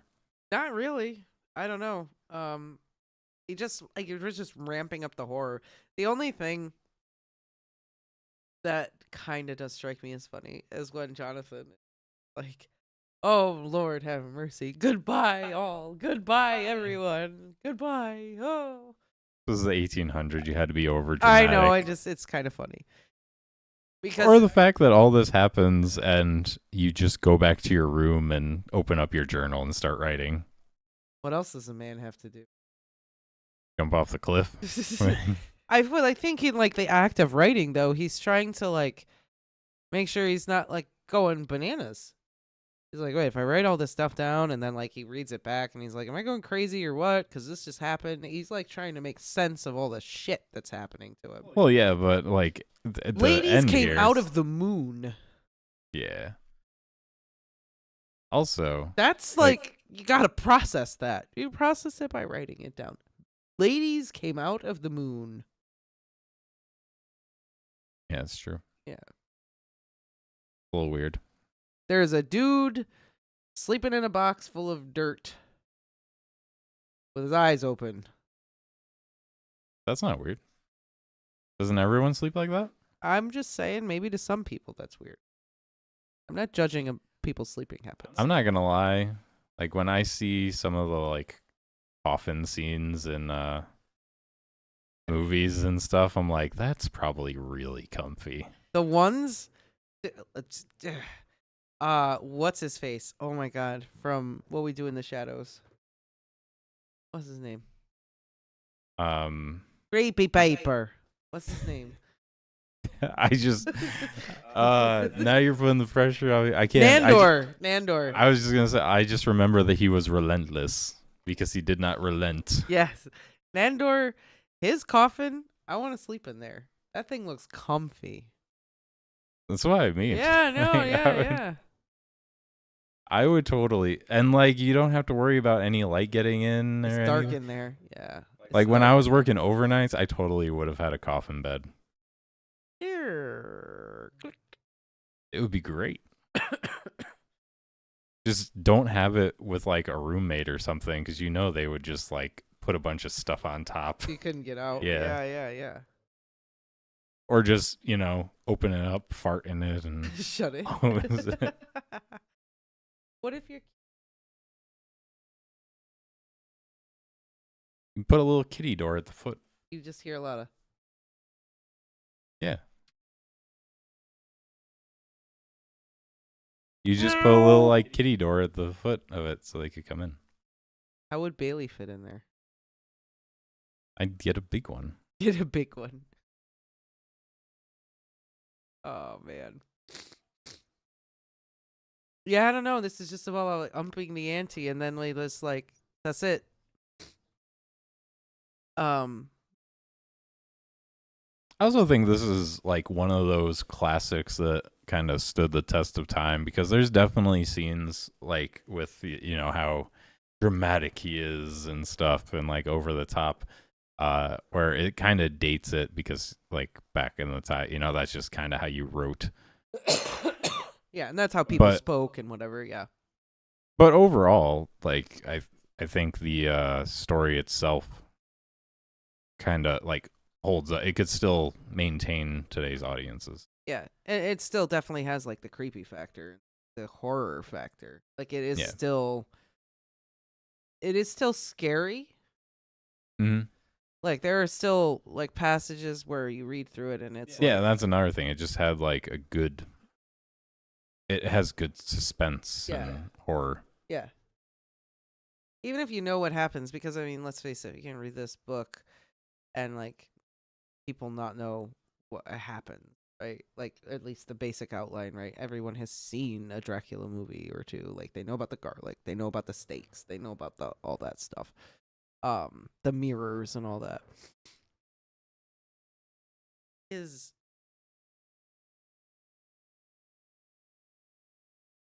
but then But like the actual details and the horror of some of the things, like when you actually think about it, like Dracula's feeding toddlers to these women. Like there's some really awful, horrible things that are happening.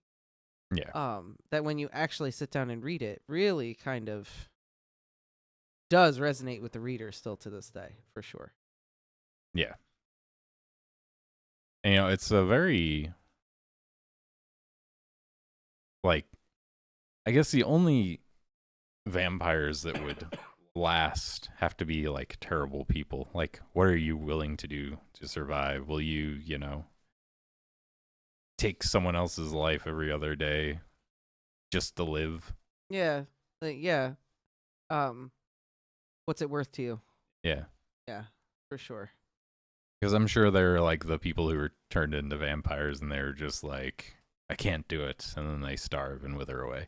I mean, that's the whole conflict in Interview with a Vampire, where Lestat is just like, I'm a vampire, I suck people's blood, what I do, and Louis has like a real conflict about it, and so he like refuses to like suck people's blood, and he like just like sucks the blood of rats and other things, like other like lesser things, to like not feel guilty about it. Lesser things. Lesser things, yeah. That's um in that sense, like if that's how you're looking at like animals as lesser. Kind of comes back to my idea of how it's like the reigning class feasting on the lower class. Yeah. That. But I do remember, I believe, an Interview with a Vampire, though, like the blood of the rats and everything else isn't as sustaining as human blood, so he has to like work twice as hard and drink twice as much blood and all this stuff to kind of like maintain himself, whereas Lestat can just like go out and drink some blood like he's good. So it's like this whole and Rice kind of examines that idea of what is your morality and how far are you willing to go, and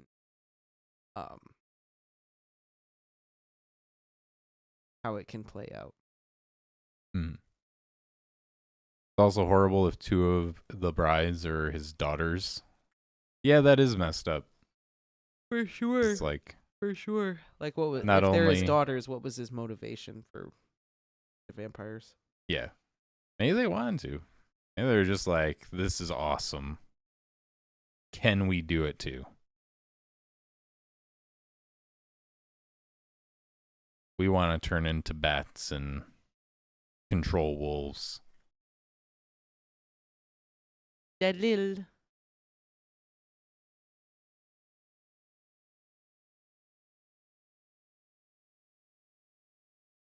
That's my theory. They just wanted to. So soft, that little. Or maybe they, like, one of them had, like, I don't know, cancer or something. They're going to die, so they're like, no, turn me into a vampire. We will never know, but we could endlessly theorize. What if one of them had consumption, was coughing up blood all the time? So he was like, I will put He this just back. couldn't resist. Yeah, I don't know. I don't know. But, I mean, What are you doing? Stop wasting food. we are 4 chapters in, and so much has already happened. I'm guessing you're not feeling up to another one. I know we said we wanted to do 3, but you were coughing so much. I have been coughing a lot, and it is almost 11, But if you are up for it, almost 11 p.m. I do need to eat. okay, fair enough. This also was really long. That was This- how long is the next chapter? The Because next, I know the once next we get chapter is into much shorter. So the next chapter is actually much shorter. She says as she scrolls for like 5 pages. Like, I think we could. All right, 5 pages isn't that long. I meant it to be a little bit more.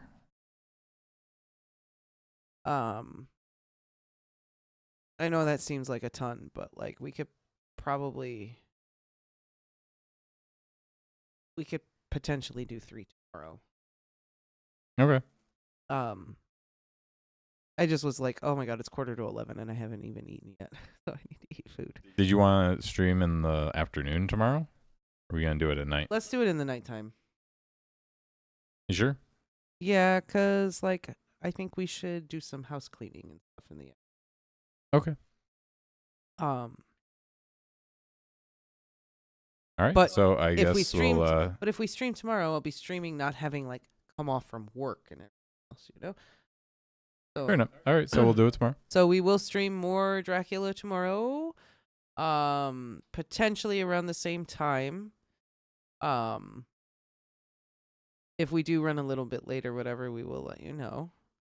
But we will keep going with the book with chapter 5 tomorrow. All right, everyone. Take care. Thanks for joining us. Yep. Thank you, everyone who popped in. And have a lovely evening, everybody.